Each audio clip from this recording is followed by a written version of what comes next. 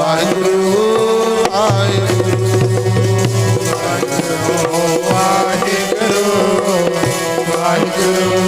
ਵਾਹਿਗੁਰੂ ਵਾਹਿਗੁਰੂ ਵਾਹਿਗੁਰੂ ਵਾਹਿਗੁਰੂ ਕਿਰਪਾ ਕਰੋ ਦੀਨ ਕੇ ਦਾਤੇ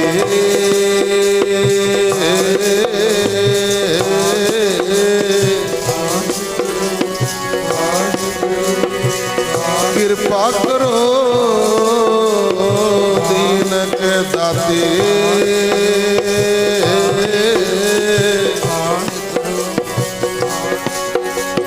ਮੇਰਾ ਅਵਗੁਣ ਮੇਰਾ ਗੁਣ ਅਵਗੁਣ ਨਾ ਵਿਚਾਰੋ ਕੋਈ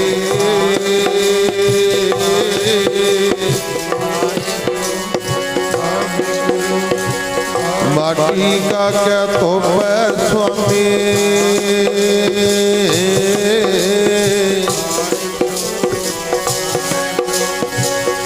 ਮਾਨਸ ਕੀ ਗਤ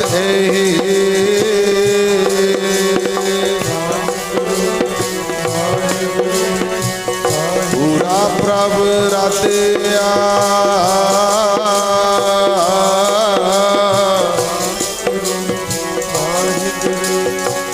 ਪੂਰਾ ਜਾ ਕਾ ਨਾਮ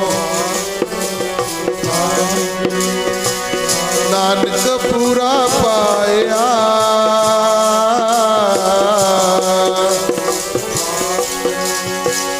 ਪੂਰੇ ਕੀ ਗੁਣ ਗਾਓ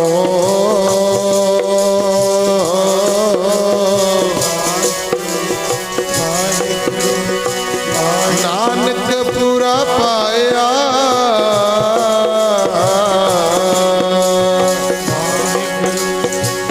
ਪੂਰੇ ਕੀ ਗੁਣ ਗਾਓ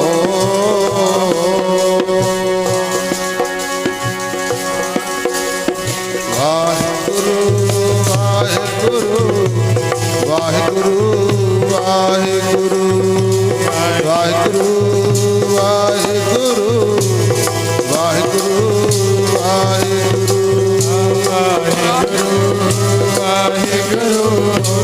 ਵਾਹਿਗੁਰੂ ਵਾਹਿਗੁਰੂ ਵਾਹਿਗੁਰੂ ਵਾਹਿਗੁਰੂ ਧੰਨ ਵਾਹਿਗੁਰੂ ਵਾਹਿਗੁਰੂ ਧੰਨ ਵਾਹਿਗੁਰੂ ਵਾਹਿਗੁਰੂ ਧੰਨ ਵਾਹਿਗੁਰੂ ਵਾਹਿਗੁਰੂ ਧੰਨ ਵਾਹਿਗੁਰੂ ਗੁਰੂ ਧੰਨ ਵਾਹਿਗੁਰੂ ਵਾਹਿਗੁਰੂ ਧੰਨ ਵਾਹਿਗੁਰੂ ਵਾਹਿਗੁਰੂ ਧੰਨ ਵਾਹਿਗੁਰੂ ਵਾਹਿਗੁਰੂ ਧੰਨ ਵਾਹਿਗੁਰੂ ਵਾਹਿਗੁਰੂ ਵਾਹਿਗੁਰੂ ਵਾਹਿਗੁਰੂ ਵਾਹਿਗੁਰੂ ਵਾਹਿਗੁਰੂ ਵਾਹਿਗੁਰੂ ਵਾਹਿਗੁਰੂ ਵਾਹਿਗੁਰੂ ਵਾਹਿਗੁਰੂ ਵਾਹਿਗੁਰੂ ਵਾਹਿਗੁਰੂ ਵਾਹਿਗੁਰੂ ਵਾਹਿਗੁਰੂ ਵਾਹਿਗੁਰੂ ਵਾਹਿਗੁਰੂ ਵਾਹਿਗੁਰੂ ਵਾਹਿਗੁਰੂ ਵਾਹਿਗੁਰੂ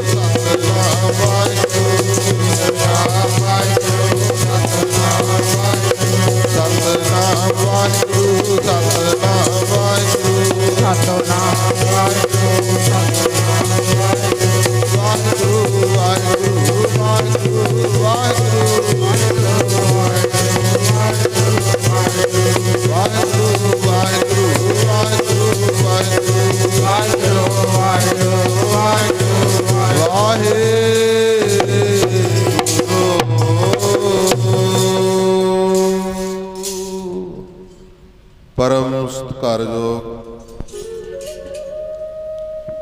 ਸਤਿਗੁਰਾਂ ਦੀ ਸਾਜੀ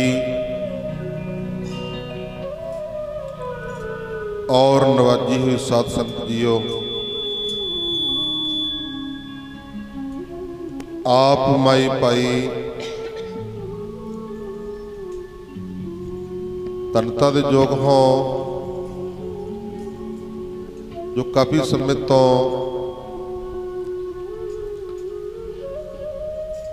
ਗੁਰਮੁਖ ਪਿਆਰਿਆਂ ਦੇ ਪਾਸੋਂ ਬੜੇ ਪਿਆਰ ਦੇ ਨਾਲ, ਬੜੇ ਸਤਿਕਾਰ ਦੇ ਨਾਲ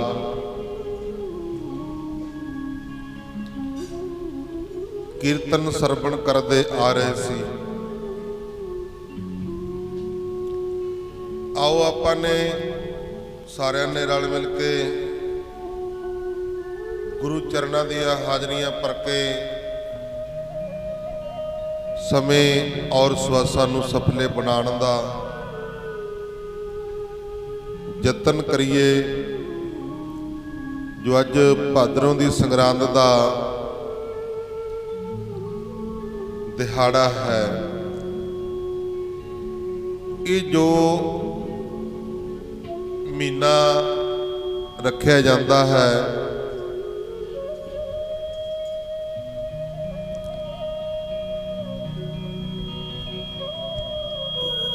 ਇਹ ਜੋ ਮਹੀਨਾ ਰੱਖਿਆ ਜਾਂਦਾ ਹੈ, ਸਾਰੇ ਰਲ ਮਿਲ ਕੇ ਬੈਠ ਕੇ ਇਕੱਤਰ ਹੋ ਕੇ ਗੁਰਬਾਣੀ ਸਰਵਣ ਕਰਕੇ, ਗੁਰੂ ਧਿਆਨ ਦੀਆਂ ਵਿਚਾਰਾਂ ਸਰਵਣ ਕਰਕੇ ਆਪਣੇ ਆਤਮਾ ਨੂੰ ਸ਼ਾਂਤੀ ਲੈਣ ਦਾ ਸਮਾਂ ਰੱਖਿਆ ਹੁੰਦਾ ਹੈ। ਵਿਚਾਰ ਕਰਕੇ ਇੱਕ ਤਾਂ ਸਾਰੇ ਬਹਾਨੇ ਨਾਲ ਨਗਰ ਇਕੱਠਾ ਹੋ ਜਾਂਦਾ ਹੈ, ਇੱਕ ਦੂਜੇ ਨੂੰ ਦੇਖਦੇ ਆ, ਮਿਲਦੇ ਆ, ਪਤਾ ਲੱਗਦਾ ਹੈ, ਔਰ ਇੱਕ ਰਲ ਮਿਲ ਕੇ ਸਤਿਗੁਰੂ ਦੇ ਚਰਨਾਂ ਦੇ ਵਿੱਚ ਬੈਠਣ ਦਾ ਸਮਾਂ ਮਿਲ ਜਾਂਦਾ ਹੈ। ਇਸ ਕਰਕੇ ਲਾਹਾ ਪ੍ਰਾਪਤ ਕਰਨਾ ਚਾਹੀਦਾ ਹੈ। ਆਓ ਕੀ ਕਹਿੰਦੇ ਨੇ ਚੌਥੇ ਪਾਤਸ਼ਾਹ ਗੁਰੂ ਰਾਮਦਾਸ ਮਹਾਰਾਜ ਜੀ, ਸ਼ਬਦ ਸਰਵਣ ਕਰੀਏ, ਫਿਰ ਕਰਦੇ ਹਾਂ ਗੁਰ ਧਿਆਨ ਦੀਆਂ ਵਿਚਾਰਾਂ। ਸ਼ਲੋਕ ਮਹੱਲਾ ਚੌਥਾ। ਮੈਂ ਮਨ ਤਨ ਖੋਜ ਖੋਜੰਦਿਆਂ ਸੋ ਪ੍ਰਭੂ ਲੱਦਾ ਲੋੜ। ਮੈਂ ਮਨ ਤਨ ਖੋਜ ਖਜੰਦਿਆਂ ਸੋ ਪ੍ਰਭ ਲੱਦਾ ਲੋੜ। ਬਿਸ਼ਟ ਗੁਰੂ ਮੈਂ ਪਾਇਆ ਜਿਨ ਹਰ ਪ੍ਰਭ ਦਿੱਤਾ ਜੋੜ।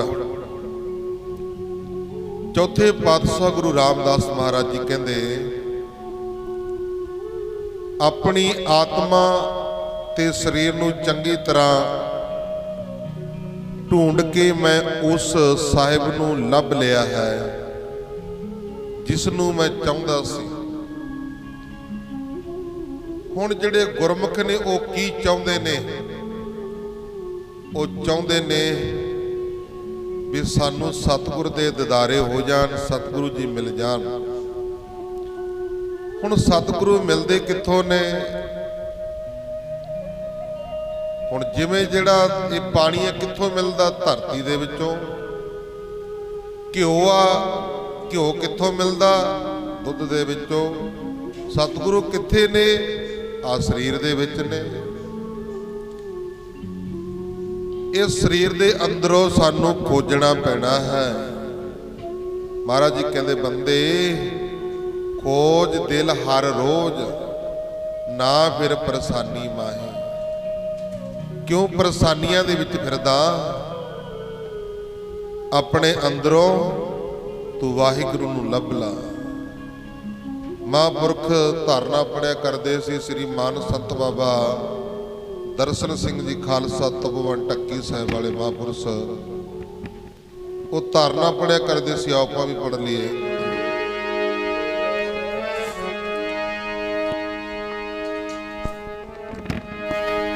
ਜੀ ਦੀਆਂ ਬਾਰ ਤਲਾਸਾਂ ਕਰਦਾ, ਉਹ ਤੇਰੇ ਅੰਦਰ ਵਸਦਾ ਹੈ। ਜੀ ਦੀਆਂ ਬਾਰ ਤਲਾਸਾਂ ਕਰਦਾ, ਉਹ ਤੇਰੇ ਅੰਦਰ ਵਸਦਾ ਹੈ। ਜਿਹਦੀਆਂ ਬਾਰ ਤਲਾਸ਼ਾਂ ਕਰਦਾ, ਉਹ ਤੇਰੇ ਅੰਦਰ ਵਸਦਾ ਏ। ਜਿਹਦੀਆਂ ਬਾਰ ਤਲਾਸ਼ਾਂ ਕਰਦਾ, ਉਹ ਤੇਰੇ ਅੰਦਰ ਵਸਦਾ ਏ। ਜਿਹਦੀਆਂ ਬਾਰ ਤਲਾਸ਼ਾਂ ਕਰਦਾ, ਉਹ ਤੇਰੇ ਅੰਦਰ ਵਸਦਾ ਏ। ਜਿਹਦੀਆਂ ਬਾਰ ਤਲਾਸ਼ਾਂ ਕਰਦਾ, ਉਹ ਤੇਰੇ ਅੰਦਰ ਵਸਦਾ ਏ। ਉਹ ਜੀ ਦੀਆਂ ਬਾਰ ਤਲਾਸਾਂ ਕਰਦਾ, ਉਹ ਤੇਰੇ ਅੰਦਰ ਵਸਦਾ ਏ। ਉਹ ਜੀ ਦੀਆਂ ਬਾਰ ਤਲਾਸਾਂ ਕਰਦਾ, ਉਹ ਤੇਰੇ ਅੰਦਰ ਵਸਦਾ ਏ। ਜਿਹਦੀਆਂ ਬਾਰ ਤਲਾਸ਼ਾਂ ਕਰਦਾ, ਉਹ ਤੇਰੇ ਅੰਦਰ ਵਸਦਾ ਏ। ਜਿਹਦੀਆਂ ਬਾਰ ਤਲਾਸ਼ਾਂ ਕਰਦਾ, ਉਹ ਤੇਰੇ ਅੰਦਰ ਵਸਦਾ ਏ। ਤਲਾਸ਼ਾਂ ਕਰਦਾ, ਉਹ ਤੇਰੇ ਅੰਦਰ ਵਸਦਾ ਏ। ਜਿਹਦੀਆਂ ਬਾਰ ਤਲਾਸ਼ਾਂ ਕਰਦਾ, ਉਹ ਤੇਰੇ ਅੰਦਰ ਵਸਦਾ ਏ। ਵਸਦਾ ਅੰਦਰ ਤੇਰੇ ਪਰ ਭੇਤ ਨ ਦੱਸਦਾ ਏ। ਵਸਦਾ ਤੇਰੇ ਅੰਦਰ ਪਰ ਭੇਤ ਨ ਦੱਸਦਾ ਏ। ਉਹ ਵਸਦਾ ਤੇਰੇ ਅੰਦਰ ਪਰ ਤੈਨੂੰ ਭੇਦ ਨ ਦੱਸਦਾ ਏ। ਉਹ ਤਾਂ ਵਸਦਾ ਤੇਰੇ ਅੰਦਰ ਪਰ ਤੈਨੂੰ ਭੇਦ ਨ ਦੱਸਦਾ ਏ। ਵਸਦਾ ਤੇਰੇ ਅੰਦਰ ਪਰ ਤੈਨੂੰ ਭੇਦ ਨ ਦੱਸਦਾ ਏ। ਵਸਦਾ ਤੇਰੇ ਅੰਦਰ ਪਰ ਤੈਨੂੰ ਭੇਦ ਨ ਦੱਸਦਾ ਏ। ਉਹ ਜੀ ਦੀਆਂ ਬਾਹਰ ਤਲਾਸਾਂ ਕਰਦਾ, ਉਹ ਤੇਰੇ ਅੰਦਰ ਵਸਦਾ ਏ। ਉਹ ਜੀ ਦੀਆਂ ਬਾਹਰ ਤਲਾਸਾਂ ਕਰਦਾ, ਉਹ ਤੇਰੇ ਅੰਦਰ ਵਸਦਾ ਏ। ਉਹ ਜਿਹਦੀਆਂ ਬਾਰ ਤਲਾਸ਼ਾਂ ਕਰਦਾ, ਉਹਦੇ ਅੰਦਰ ਵਸਦਾ ਏ। ਜਿਹਦੀਆਂ ਬਾਰ ਤਲਾਸ਼ਾਂ ਕਰਦਾ, ਉਹਦੇ ਅੰਦਰ ਵਸਦਾ ਏ। ਬਾਰ ਤਲਾਸ਼ਾਂ ਕਰਦਾ, ਉਹਦੇ ਅੰਦਰ ਵਸਦਾ ਏ। ਬਾਰ ਤਲਾਸ਼ਾਂ ਕਰਦਾ, ਉਹਦੇ ਅੰਦਰ ਵਸਦਾ ਏ। ਜਿਹਦੀਆਂ ਬਾਹਰ ਤਲਾਸਾਂ ਕਰਦਾ, ਉਹ ਤੇਰੇ ਅੰਦਰ ਵਸਦਾ ਹੈ। ਵਸਦਾ ਤੇਰੇ ਅੰਦਰ ਪਰ ਤੈਨੂੰ ਭੇਤ ਨਾ ਦੱਸਦਾ। ਉਹ ਤੈਨੂੰ ਆਪਣਾ ਭੇਤ ਨਹੀਂ ਦੱਸਦਾ ਹੈ। ਕਈ ਵਾਰ ਦੱਸਿਆ ਵੀ ਜਿਹੜਾ ਵਾਹਿਗੁਰੂ ਪਰਮੇਸ਼ਰ ਹੈ ਉਹ ਸਾਡੇ ਅੰਦਰ ਹੈ। ਸਾਡੇ ਅੰਦਰ ਇੱਕ ਆਤਮਾ ਤੇ ਦੂਜਾ ਪਰਮਾਤਮਾ। ਅੰਦਰ ਪੰਜ ਚੋਰ ਕਾਮ ਕ੍ਰੋਧ ਲੋਭ ਮੋਹ ਹੰਕਾਰ, ਇਹ ਪੰਜ ਚੋਰ ਵੀ ਅੰਦਰ ਰਹਿੰਦੇ ਨੇ। ਜੋ ਅੰਮ੍ਰਿਤ ਰਸ ਹੈ ਇਹ ਵੀ ਸਾਡੇ ਸਰੀਰ ਦੇ ਅੰਦਰ ਹੈ। 9 ਨਿਧੀਆਂ 18 ਸਿੱਧੀਆਂ ਇਹ ਵੀ ਸਾਡੇ ਸਰੀਰ ਦੇ ਵਿੱਚ ਨੇ, ਪਰ ਆਤਮਾ ਪਰਮਾਤਮਾ ਨੂੰ ਨਹੀਂ ਦੇਖ ਸਕਦੀ। ਕਾਰਨ ਕੀ ਆ? ਵਿਚਾਲੇ ਪੜਦਾ ਆ। ਮੰਨ ਲਓ ਹੁਣ ਗੁਰੂ ਗ੍ਰੰਥ ਸਾਹਿਬ ਮਹਾਰਾਜ ਜੀ ਸਤਿਗੁਰੂ ਜੀ ਪ੍ਰਕਾਸ਼ ਨੇ, ਜੇ ਆਪਾਂ ਪੜਦਾ ਲਾ ਦਈਏ ਤੇ ਸਤਿਗੁਰੂ ਤਾਂ ਅੰਤਰਜਾਮੀ ਨੇ, ਉਹ ਤਾਂ ਸਾਨੂੰ ਦੇਖਦੇ ਨੇ, ਪਰ ਲੇਕਿਨ ਅਸੀਂ ਸਤਿਗੁਰੂ ਨੂੰ ਨਹੀਂ ਦੇਖ ਸਕਦੇ। ਕਿਉਂ ਨਹੀਂ ਦੇਖ ਸਕਦੇ? ਵਿਚਾਲੇ ਪੜਦਾ ਹੋ ਗਿਆ।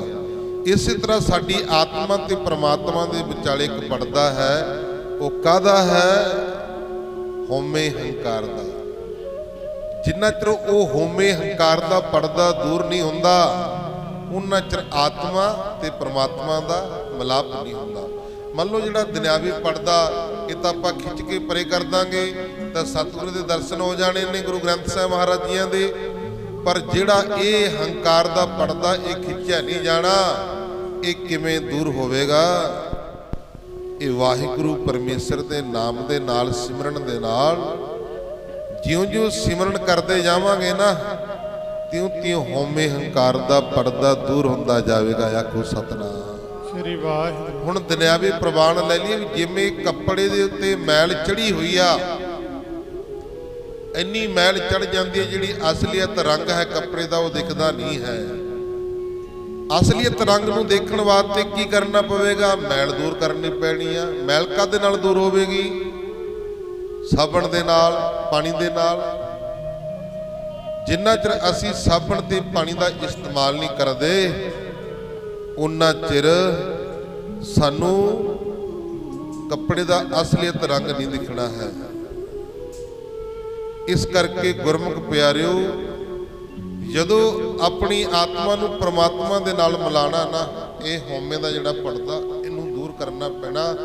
ਇਹ ਭਾਈ ਸੇਵਾ ਔਰ ਸਿਮਰਨ ਦੇ ਨਾਲ ਦੂਰ ਹੋਣਾ, ਤੇ ਫਿਰ ਸਤਿਗੁਰੂ ਜੀ ਦੇ ਦਰਸ਼ਨ ਹੋ ਜਾਣਗੇ। ਆਖੋ ਸਤਨਾਮ। ਜਿਹੜੀਆਂ ਨਾਮ ਜਪਣ ਵਾਲੀਆਂ ਰੂਹਾਂ ਨੇ, ਬੰਦਗੀ ਕਰਨ ਵਾਲੀਆਂ ਰੂਹਾਂ ਨੇ, ਉਹ ਸਿਮਰਨ ਕਰਕੇ, ਬੰਦਗੀ ਕਰਕੇ ਆਪਣੇ ਹਉਮੈ ਦਾ, ਹੰਕਾਰ ਦਾ ਪਰਦਾ ਦੂਰ ਕਰ ਦਿੰਦੇ ਨੇ। ਨਿਰਵਾਣਤਾ ਆ ਜਾਂਦੀ ਹੈ, ਆਪਣੀ ਆਤਮਾ ਨੂੰ ਪ੍ਰਮਾਤਮਾ ਦੇ ਨਾਲ ਮਿਲਾ ਲੈਂਦੇ ਨੇ। ਆਖੋ ਸਤਨਾਮ। ਬਿਸ਼ਟ ਗੁਰੂ ਮੈਂ ਪਾਇਆ, ਜਿਨ ਹਰ ਪ੍ਰਭ ਦਿੱਤਾ ਜੋੜ।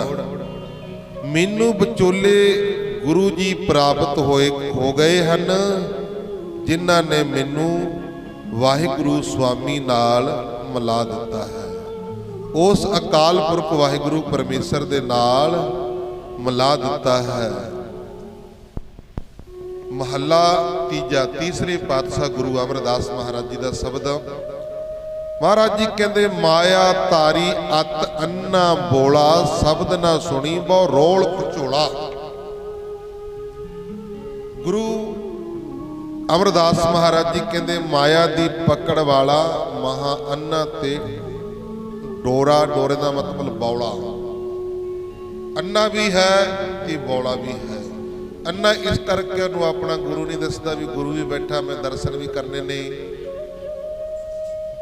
ਮੈਂ ਅਰਦਾਸ ਵੀ ਕਰਨੀ ਹੈ, ਬੇਨਤੀ ਵੀ ਕਰਨੀ ਹੈ। ਬੌਲਾ ਇਸ ਕਰਕੇ ਆ, ਗੁਰੂ ਦੀ ਸ਼ਬਦ ਨੂੰ ਨਹੀਂ ਸੁਣਦਾ, ਗੁਰੂ ਦੀ ਬਾਣੀ ਨੂੰ ਨਹੀਂ ਸੁਣਦਾ ਹੈ। ਮਹਾਰਾਜ ਜੀ ਕਹਿੰਦੇ ਇਸ ਕਰਕੇ ਉਹ ਅੰਨਾ ਵੀ ਹੈ ਤੇ ਬੌਲਾ ਵੀ ਹੈ। ਕੌਣ? ਮਾਇਆ ਧਾਰੀ। ਹੁਣ ਮਾਇਆ ਧਾਰੀ, ਮਾਇਆ ਆਪਾਂ ਕਈ ਵਾਰ ਮਾਇਆ ਪੈਸਿਆਂ ਨੂੰ ਵੀ ਕਹਿ ਦਿੰਦੇ ਵੀ ਪੈਸਿਆਂ ਦੀ ਨਹੀਂ, ਪੈਸਿਆਂ ਦੀ ਨਹੀਂ ਗੱਲ। ਮਾਇਆ ਕਈ ਪ੍ਰਕਾਰ ਦੀ ਆ। ਮਾਇਆ ਉਹ ਚੀਜ਼ ਹੈ ਜੋ ਸਾਨੂੰ ਗੁਰੂ ਦੇ ਨਾਲੋਂ ਤੋੜਦੀ ਆ। ਜੇ ਅਸੀਂ ਕਹਿੰਨਾ ਕੀ ਕਰੀਏ, ਕੰਮਕਾਰ ਬੜੇ ਨੇ, ਜ਼ਮੀਨਦਾਰ ਖੇਤੀਬਾੜੀ ਬੜੀ ਆ, ਸਮਝ ਨਹੀਂ ਲੱਗਦਾ ਹੈ ਦਰਸ਼ਨ ਕਰਨ ਦਾ, ਬਾਣੀ ਪੜ੍ਹਨ ਦਾ, ਸਿਮਰਨ ਕਰਨ ਦਾ। ਸਮਝ ਲਓ ਜ਼ਮੀਨ ਵੀ ਮਾਇਆ, ਮਾਇਆ ਇੱਕ। ਜੇ ਗੁਰਮੁਖ ਪਿਆਰਿਓ, ਘਰ ਵਾਲੀ ਨੇ ਕਹਿ ਦਿੱਤਾ ਪੈ ਜਾ ਤੜਕੀ, ਕੀ ਭਾਂਡੇ ਜੇ ਖੜਕਾਈ ਜਾਂਦਾ, ਉਹਦੇ ਉੱਠ ਖੜਦਾ, ਨਾ ਸੁਣਨਾ ਨਾ ਸੁਣ ਦਿੰਨਾ, ਹੋਊਗਾ ਗੁਰਦੁਆਰੇ ਜਾਂਦਾ, ਪੈ ਜਾ ਟਿੱਕੇ। ਜੇ ਗੁਰੂ ਦੇ ਨਾਲ ਟੁੱਟ ਗਿਆ ਨਾ, ਘਰ ਵਾਲੇ ਨੇ ਕਹਿੰਦਾ ਤੜਕੀ ਭਾਂਡੇ ਜੇ ਖੜਕਾਈ ਜਾਂਦੀ ਆ, ਪੈ ਜਾ ਤੂੰ ਟਿੱਕੇ, ਗੁਰਦੁਆਰਾ ਸਾਹਿਬ ਜਾਂਦੀ ਆ ਬਾਣੀ ਸੁਣਨ ਤੇ। ਜੇ ਪੈ ਗਈ ਤਾਂ ਘਰ ਵਾਲਾ ਵੀ ਮਾਇਆ ਹੈ। ਜਿਹੜੀ ਵੀ ਚੀਜ਼ ਸਾਨੂੰ ਗੁਰੂ ਦੇ ਨਾਲੋਂ ਤੋੜਦੀ ਆ, ਮਹਾਰਾਜ ਜੀ ਕਹਿੰਦੇ ਉਹ ਮਾਇਆ ਹੈ। ਮਾਇਆ ਧਾਰੀ ਅਤ ਅੰਨਾ ਬੋਲਾ। ਹੁਣ ਮਾਇਆ ਪੈ ਗਈ, ਦਰਸ਼ਨ ਨਹੀਂ ਕੀਤੇ, ਅੰਨਾ ਹੋ ਗਿਆ, ਪਿਆ ਟਿੱਕੇ, ਤੈਨੂੰ ਨੀਂਦ ਨਹੀਂ ਆਉਂਦੀ, ਗੁਰੂ ਦੀ ਬਾਣੀ ਨਹੀਂ ਸੁਣੀ, ਸਮਝ ਲਓ ਬੌਲਾ। ਅੱਗੇ ਸੁਣ। ਸ਼ਬਦ ਨਾ ਸੁਣੀ ਬਹੁ ਰੋਲ ਘਚੋਲਾ, ਉਹ ਨਾਮ ਨੂੰ ਸੁਣਦਾ ਨਹੀਂ, ਉਹ ਨਾਮ ਨੂੰ ਸੁਣਦਾ ਨਹੀਂ ਅਤੇ बड़ा शोर शराबा करता है। नाम नहीं चंगा लगता, बड़ा शोर शराबा करता। रात नूं किते कीर्तन आउण लग जाए ना, कई कहणगे इन्हां बाबिਆਂ ਨੂੰ ਕੰਮ ਹੀ नहीं है, ना पतंदर सौंदे ने ते ना सौण दिंदे ने। ਮੈਨੂੰ ਦਫ਼ਤਰੀ ਵਾਲੇ ਕਹਿਣ ਲੱਗੇ, ਕਹਿੰਦੇ ਜੀ ਸੰਗਤ ਜੋੜ ਦਿਓ ਗੁਰਦੁਆਰਾ ਸਾਹਿਬ, ਤੁਸੀਂ ਆਏ ਤਾਂ ਹੈਗੇ ਆ ਹੁਣ। ਮੈਂ ਕਿਹਾ ਸੰਗਤ ਤਾਂ ਹਿੱਲਣੀ ਨਹੀਂ ਹੈ, ਬਾਣ ਲਾਇਆ ਕਰੋ। ਜਿਵੇਂ ਰਾਤ ਨੂੰ ਲਾ ਕੇ ਜੀ ਸ਼ੁਰੂ ਕਰ ਦਿੱਤਾ, ਮੈਂ ਪਹਿਲਾਂ ਵੀ ਦੱਸਿਆ, ਸਾਰਾ ਨੱਕਾ ਕਰਕੇ 7 ਵਜੇ ਤੋਂ ਲੈ ਕੇ 10 ਵਜੇ ਦਾ ਸਮਾਂ ਰੱਖਿਆ ਹੋਇਆ ਸੀ। 8 ਵਜੇ ਸ਼ੁਰੂ ਕਰਦੇ ਹੁੰਦੇ ਸੀ, 11 ਵਜੇ ਜਾ ਕਰਨ ਭਾਈ ਵਿਚਾਰ ਵਟਾਂਦਰਾ ਕਰਦੇ। ਬੜਾ ਆਨੰਦ ਬਣਿਆ। ਉੱਥੇ ਕਈ ਬੰਦੇ ਕਹਿਣ ਲੱਗੇ, ਲਓ ਜੀ ਬਾਬੇ ਸੌਂਦੇ ਨਹੀਂ, ਨਾ ਸੌਂਦੇ ਨੇ ਨਾ ਸੌਣ ਦਿੰਦੇ। ਕਹਿੰਦੇ ਬਾਬਾ ਪਤੰਦਰ ਇਹੋ ਜਿਹਾ ਆਇਆ, ਇਹ ਨਾ ਸੌਂਦਾ ਤੇ ਨਾ ਸੌਣ ਦਿੰਦਾ ਹੈ, ਇਹਦਾ ਕੰਮ ਖਰਾਬ ਹੋ ਗਿਆ। ਕਮੇਟੀ ਵਾਲਿਆਂ ਨੂੰ ਕਹਿੰਦੇ ਜੀ ਦੀਵਾਨ ਤਾਂ ਬੰਦ ਕਰੋ, ਇਹ ਤਾਂ ਸੌਂਦੇ ਨਹੀਂ। ਤੇ ਜੇ ਲੱਗੇ ਹੁਣ ਡੀਜੇ ਵਿਆਹ ਦੇ ਵਿੱਚ, ਉਹਨਾਂ ਨੂੰ ਕੋਈ ਨਹੀਂ ਕਹਿੰਦਾ ਵੀ ਇਹਨਾਂ ਨੂੰ ਬੰਦ ਕਰਾਓ, ਆਖੋ ਸਤਨਾਮ। ਨਾਲੇ ਤਾਂ ਨਾਲ ਗੀਤ ਦੇ ਬੋਲਣਗੇ, ਨਾਲੇ ਚੁਟਕੀਆਂ ਮਾਰਦੇ ਫਿਰਨਗੇ, ਆਖੋ ਸਤਨਾਮ। ਇਸ ਕਰਕੇ ਇਹ ਸ਼ਬਦ ਨੂੰ ਸੁਣ ਕੇ ਰਾਜੀ ਨਹੀਂ ਹੈ। ਉਹ ਨਾਮ ਨੂੰ ਸੁਣਦਾ ਨਹੀਂ ਅਤੇ ਬੜਾ ਸ਼ੋਰ ਸ਼ਰਾਬਾ ਕਰਦਾ। ਗੁਰਮੁਖ ਜਪੈ ਸ਼ਬਦ ਲਿਵ ਲਾਏ, ਜਿਹੜਾ ਪ੍ਰਭੂ ਦੇ ਨਾਮ ਨੂੰ ਪ੍ਰੇਮ ਨਾਲ ਪਾਉਣ ਦੁਆਰਾ ਪਵਿੱਤਰ ਪੁਰਸ਼ ਜਾਣੇ ਜਾਂਦੇ ਨੇ। ਗੁਰਮੁਖ ਜਪੈ ਸ਼ਬਦ ਲਿਵ ਲਾਏ, ਜਿਹੜੇ ਗੁਰਮੁਖ ਨੇ ਉਹ ਨਾਮ ਜਪਦੇ ਨੇ, ਸ਼ਬਦ ਦਾ ਅਭਿਆਸ ਕਰਦੇ ਨੇ, ਸ਼ਬਦ ਦੇ ਨਾਲ ਆਪਣੀ ਲਿਵ ਜੋੜਦੇ ਨੇ, ਆਤਮਾ ਨੂੰ ਪਰਮਾਤਮਾ ਨਾਲ ਜੋੜਦੇ ਨੇ। ਹਰ ਨਾਮ ਸੁਣ ਮੰਨੈ, ਹਰ ਨਾਮ ਸਮਾਏ। ਉਹ ਰੱਬ ਦੇ ਨਾਮ ਨੂੰ ਸੁਣਦੇ ਅਤੇ ਉਸ ਵਿੱਚ ਭਰੋਸਾ ਰੱਖਦੇ ਹਨ ਅਤੇ ਰੱਬ ਦੇ ਨਾਮ ਵਿੱਚ ਹੀ ਉਹ ਲੀਨ ਹੋ ਜਾਂਦੇ ਨੇ, ਆਖੋ ਸਤਨਾਮ। ਜੋ ਤਿਸ ਪਾਵੈ ਸੋ ਕਰੇ ਕਰਾਇਆ, ਨਾਨਕ ਵੱਜਦਾ ਜੰਤ ਵਜਾਇਆ। ਜਿਹੜਾ ਕੁਝ ਉਸ ਨੂੰ ਚੰਗਾ ਲੱਗਦਾ ਹੈ, ਉਸ ਨੂੰ ਉਹ ਕਰਦਾ ਹੈ ਅਤੇ ਕਰਾਉਂਦਾ ਹੈ। ਨਾਨਕ ਸਤਿਗੁਰੂ ਜੀ ਕਹਿੰਦੇ ਜੀਵ ਰੂਪੀ ਬਾਜਾ ਉਸੇ ਤਰ੍ਹਾਂ ਵੱਜਦਾ ਹੈ ਜਿਸ ਤਰ੍ਹਾਂ ਪ੍ਰਭੂ ਉਸ ਨੂੰ ਵਜਾਉਂਦਾ।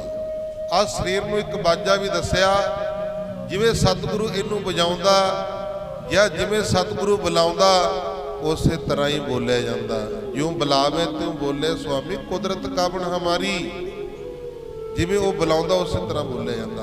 ਆ ਹੁਣ ਮੇਰੇ ਮੂਹਰੇ ਬਾਜਾ ਰੱਖਿਆ ਹੋਇਆ, ਜਿਵੇਂ ਇਹਨੂੰ ਮੈਂ ਬੁਲਾਣਾ ਵਜਾਉਣਾ ਉਸੇ ਤਰ੍ਹਾਂ ਹੀ ਬੋਲਦਾ ਹੈ, ਉਸੇ ਤਰ੍ਹਾਂ ਹੀ ਵੱਜਦਾ ਹੈ। ਇਹ ਬਾਜਾ ਜਿਵੇਂ ਵਜਾਉਨੇ ਆ ਉਸੇ ਤਰ੍ਹਾਂ ਵੱਜਦਾ, ਜਿਵੇਂ ਬੁਲਾਉਨੇ ਉਸੇ ਤਰ੍ਹਾਂ ਬੋਲਦਾ। ਇਸੇ ਤਰ੍ਹਾਂ ਜਿਵੇਂ ਸਾਡਾ ਸਰੀਰ ਆ, ਉਸੇ ਤਰ੍ਹਾਂ ਉਹ ਵਾਹਿਗੁਰੂ, ਜਿਸ ਤਰ੍ਹਾਂ ਵਾਹਿਗੁਰੂ ਬੁਲਾਉਂਦਾ ਉਸੇ ਤਰ੍ਹਾਂ ਇਹ ਬੋਲਦਾ ਹੈ। ਪੌੜੀ। ਤੂੰ ਕਰਤਾ ਸਭ ਕਿਛ ਜਾਣਦਾ, ਜੋ ਜੀਆਂ ਅੰਦਰ ਵਰਤੈ। ਤੂੰ ਹੈ ਸਿਰਜਣਹਾਰ, ਸਾਰਾ ਕੁਝ ਜਾਣਦਾ ਹੈ।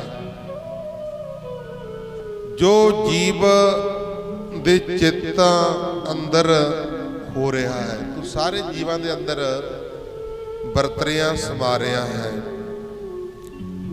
ਤੂੰ ਕਰਤਾ ਆਪ ਅਗਣਤ ਹੈ, ਸਭ ਜਗ ਵਿੱਚ ਗਣਤੈ। ਤੂੰ ਖੁਦ हे ਕਰਤਾਰ ਗਿਣਤੀ ਰਹਿਤ ਹੈ, ਸਾਰਾ ਜਹਾਨ ਗਿਣਤੀ ਮਿਣਤੀ ਵਿੱਚ ਹੈ। ਇੱਕ ਵਾਹਿਗੁਰੂ ਪਰਮੇਸ਼ਰ ਹੈ ਭਾਈ, ਜਿਹੜਾ ਗਿਣਤੀ ਮਿਣਤੀ ਦੇ ਵਿੱਚ ਨਹੀਂ ਸਾਰਾ ਜਹਾਨ ਗਿਣਤੀ ਦੇ ਵਿੱਚ ਹੈ। ਸਭ ਕੀਤਾ ਤੇਰਾ ਵਰਤਦਾ, ਸਭ ਤੇਰੀ ਬਣਤੈ। ਗੁਰੂ ਜੀ ਕਹਿੰਦੇ ਜਿਸ ਤਰ੍ਹਾਂ ਤੂੰ ਕਰਾਉਂਦਾ ਹੈ ਸਾਰਾ ਕੁਝ ਉਸੇ ਤਰ੍ਹਾਂ ਹੀ ਹੁੰਦਾ, ਸਾਰੀ ਤੇਰੀ ਰਚਨਾ ਹੈ। ਦੋ ਕੱਟ ਕੱਟ ਇੱਕ ਵਰਤਦਾ, ਸਭ ਸੱਚਾ ਸਾਹਿਬ ਚਲਤਾ। ਇਹ ਸੱਚੇ ਸੁਆਮੀ ਕੇਵਲ ਤੂੰ ਹੀ ਹਰ ਦਿਲ ਅੰਦਰ ਰਮਿਆ ਹੋਇਆ ਹੈ। ਇਹ ਖੇਡ ਸਾਰੀ ਤੇਰੀ ਹੀ ਹੈ, ਸਾਰੇ ਦਿਲਾਂ ਦੇ ਵਿੱਚ ਰਮਿਆ ਹੋਇਆ, ਸਾਰੇ ਦਿਲਾਂ ਦੇ ਵਿੱਚ ਤੂੰ ਰਮਿਆ ਹੋਇਆ। ਔਰ ਇਹ ਖੇਡ ਸਾਰੀ ਤੇਰੀ ਹੈ। ਸਤਿਗੁਰ ਨੋ ਮਿਲੈ ਸੋ ਹਰਿ ਮਿਲੈ, ਨਾਹੀ ਕਿਸੈ ਪਰਤੈ। ਜੋ ਸੱਚੇ ਗੁਰਾਂ ਨੂੰ ਮਿਲਦਾ ਹੈ ਉਹ ਵਾਹਿਗੁਰੂ ਨੂੰ ਮਿਲ ਪੈਂਦਾ ਹੈ ਅਤੇ ਉਸ ਨੂੰ ਕੋਈ ਪਿੱਛੇ ਨਹੀਂ ਮੋੜਦਾ ਹੈ। ਗੁਰਸਿੱਖ ਉਹ ਵਾਹਿਗੁਰੂ ਪਰਮੇਸ਼ਰ ਨੂੰ ਲੋੜਦਾ ਤੇ ਉਸੇ ਦਾ ਭਜਨ ਕਰਦਾ ਹੈ, ਉਸੇ ਦਾ ਸਿਮਰਨ ਕਰਦਾ। ਆਓ ਆਪਣੀਆਂ ਬਿਰਤੀਆਂ ਨੂੰ ਗੁਰ ਧਿਆਨ ਦੇ ਨਾਲ ਜੋੜੀਏ। ਭਾਈ ਤਿਲਕੂ ਹੋਇਆ ਪੰਚਮ ਪਾਤਸ਼ਾਹ ਗੁਰੂ ਅਰਜਨ ਦੇਵ ਮਹਾਰਾਜ ਜੀ ਦਾ ਸ਼ਰਧਾਲੂ ਸਿੱਖ। ਸਿੱਖਾਂ ਦੇ ਵਿੱਚ ਸਤਿਗੁਰੂ ਵੀ ਵਸਦਾ, ਜਿਹੜੇ ਰਹਿਤ ਵਹਿਤ ਦੇ ਵਿੱਚ ਨੇ, ਪਰਪੱਕ ਨੇ, ਬਾਣੀ ਬਾਣੇ ਦੇ ਧਾਰਨੀ, ਪੰਜਕ ਕਰਨ ਦੇ ਧਾਰਨੀ ਨੇ, ਸੇਵਾ ਸਿਮਰਨ ਕਰਨ ਵਾਲੇ ਨੇ। ਉਹਨਾਂ ਦੇ ਵਿੱਚ ਸਤਿਗੁਰੂ ਪ੍ਰਤੱਖ ਵਰਤਦਾ ਹੈ। ਆਖੋ ਸਤਨਾਮ। ਇਹ ਜਿਹੜਾ ਭਾਈ ਤਿਲਕੂ ਆ ਪੰਚਮ ਪਾਤਸ਼ਾਹ ਗੁਰੂ ਅਰਜਨ ਦੇਵ ਮਹਾਰਾਜ ਜੀ ਦਾ ਸ਼ਰਧਾਲੂ ਸਿੱਖ ਹੈ। ਬੜਾ ਗੁਰੂ ਨੂੰ ਪਿਆਰ ਕਰਦਾ, ਬੜਾ ਗੁਰੂ ਦਾ ਸਤਿਕਾਰ ਕਰਦਾ ਤੇ ਬੜਾ ਗੁਰੂ ਤੇ ਭਰੋਸਾ ਕਰਦਾ ਹੈ। ਔਰ ਹਰ ਸਮੇਂ ਮੂਲ ਮੰਤਰ ਦਾ ਪਾਠ ਕਰਦਾ ਰਹਿੰਦਾ। ਇੱਕ ਓੰਕਾਰ ਸਤਨਾਮ ਕਰਤਾ ਪੁਰਖ ਨਿਰਭਉ ਨਿਰਵੈਰ ਅਕਾਲ ਮੂਰਤ ਅਜੂਨੀ ਸੈਭੰ ਗੁਰ ਪ੍ਰਸਾਦ। ਜਪ ਆਦ ਸੱਚ ਜੁਗਾਦ ਸੱਚ ਹੈ ਭੀ ਸੱਚ ਨਾਨਕ ਹੋਸੀ ਭੀ ਸੱਚ। ਮੂਲ ਮੰਤਰ ਦਾ ਪਾਠ ਕਰਦਾ ਰਹਿੰਦਾ। ਉਸੇ ਨਗਰ ਦੇ ਵਿੱਚ ਇੱਕ ਜੋਗੀ ਰਹਿੰਦਾ ਸੀ। ਉਹ ਜੋਗੀ ਬੜੀ ਉਮਰ ਵਾਲਾ, ਖੜਕਾ ਨਾ, ਉਹ ਜੋਗੀ ਬੜੀ ਉਮਰ ਵਾਲਾ ਸੀ, ਬੜਾ ਲੰਮੀ ਉਮਰ ਸੀ। ਉਹਨੂੰ ਆਪਣੀ ਉਮਰ ਦਾ ਬੜਾ ਹੰਕਾਰ ਸੀ। ਆਖੋ ਸਤਨਾਮ। ਤੇ ਰਿੱਧੀਆਂ ਸਿੱਧੀਆਂ ਦਾ ਵੀ ਮਾਲਕ ਸੀ। ਉਹਦੇ ਕੋਲ ਰਿੱਧੀਆਂ ਸਿੱਧੀਆਂ ਵੀ ਸਨ, ਸ਼ਕਤੀਆਂ, ਅਤੇ ਬੜੀ ਉਮਰ ਵਾਲਾ ਸੀ। ਇਹ ਜੋਗੀ ਨੇ ਭੰਡਾਰਾ ਕੀਤਾ। ਭੰਡਾਰਾ ਕੀਤਾ, ਹੋਕਾ ਦਿੱਤਾ ਵੀ ਜਿਹੜਾ ਮੇਰੇ ਭੰਡਾਰੇ ਦੇ ਵਿੱਚ ਆਵੇਗਾ ਉਹਨੂੰ 2 ਸਾਲ ਦਾ ਸਵਰਗ ਦਿੱਤਾ ਜਾਵੇਗਾ। ਜੋਗੀ ਕਹਿੰਦਾ ਆਪਣੇ ਸੇਵਕਾਂ ਨੂੰ ਜਾ ਕਹਿ ਦਿਓ ਨਗਰ ਦੇ ਵਿੱਚ ਢੰਡੋਰਾ ਦੇ ਦਿਓ, ਜਿਹੜਾ ਜੋਗੀ ਦੇ ਭੰਡਾਰੇ ਦੇ ਵਿੱਚ ਆਏਗਾ ਉਹਨੂੰ 2 ਸਾਲ ਦਾ ਸਵਰਗ ਦਿੱਤਾ ਜਾਏਗਾ। ਹੁਣ ਵੈਸੀ ਭੰਡਾਰਾ ਹੋਵੇ ਬੜੀ ਸੰਗਤ ਇਕੱਠੀ ਹੋ ਜਾਂਦੀ ਆ, ਭੰਡਾਰਾ ਹੋਵੇ ਲੰਗਰ ਹੋਵੇ ਬੜੀ ਸੰਗਤ ਇਕੱਠੀ ਹੋ ਜਾਂਦੀ ਆ। ਹੁਣ ਤੁਸੀਂ ਬੈਠੇ ਨਾ ਗੁਰਦੁਆਰਾ ਸਾਹਿਬ ਦੇ ਵਿੱਚ, ਭਾਵੇਂ ਦਰਬਾਰ ਸਾਹਿਬ ਭਰਿਆ ਹੋਇਆ ਸੰਗਤ ਦਾ, ਜੇ ਅਨਾਉਂਸਮੈਂਟ ਕਰ ਦਿੰਦੇ ਰਾਤ ਨੂੰ ਵੀ ਭਾਈ ਸਵੇਰੇ ਆਪਣੇ ਗੁਰਦੁਆਰਾ ਸਾਹਿਬ ਭੋਗ ਤੋਂ ਬਾਅਦ ਪਕੌੜਿਆਂ ਦਾ ਲੰਗਰ ਚੱਲਣਾ, ਇਦੋਂ ਚੌਗੁਣਾ ਘੱਟ ਹੋ ਜਾਂਦਾ। ਸਾਰੇ ਤੜਕੀ ਜਵਾਕਾਂ ਦੇ ਮਾਰ ਥੱਪੜ ਠਾਲਾਂ ਦੇ, ਚਲੋ ਚਲੋ ਚਾਹ ਵੀ ਪਿਲਾਵਾਂਗੇ, ਪਕੌੜੇ ਵੀ ਖਾਵਾਂਗੇ, ਤੇ ਚੱਲੋ ਕਰਾ, ਦੁੱਗਣਾ ਇਕੱਠ ਹੋ ਜਾਂਦਾ। ਇਹ ਕੁਦਰਤੀ ਗੱਲ ਹੈ। ਤਾਂ ਗੁਰਮੁਖ ਪਿਆਰਿਓ, ਉਹ ਜੋਗੀ ਕਹਿਣ ਲੱਗਿਆ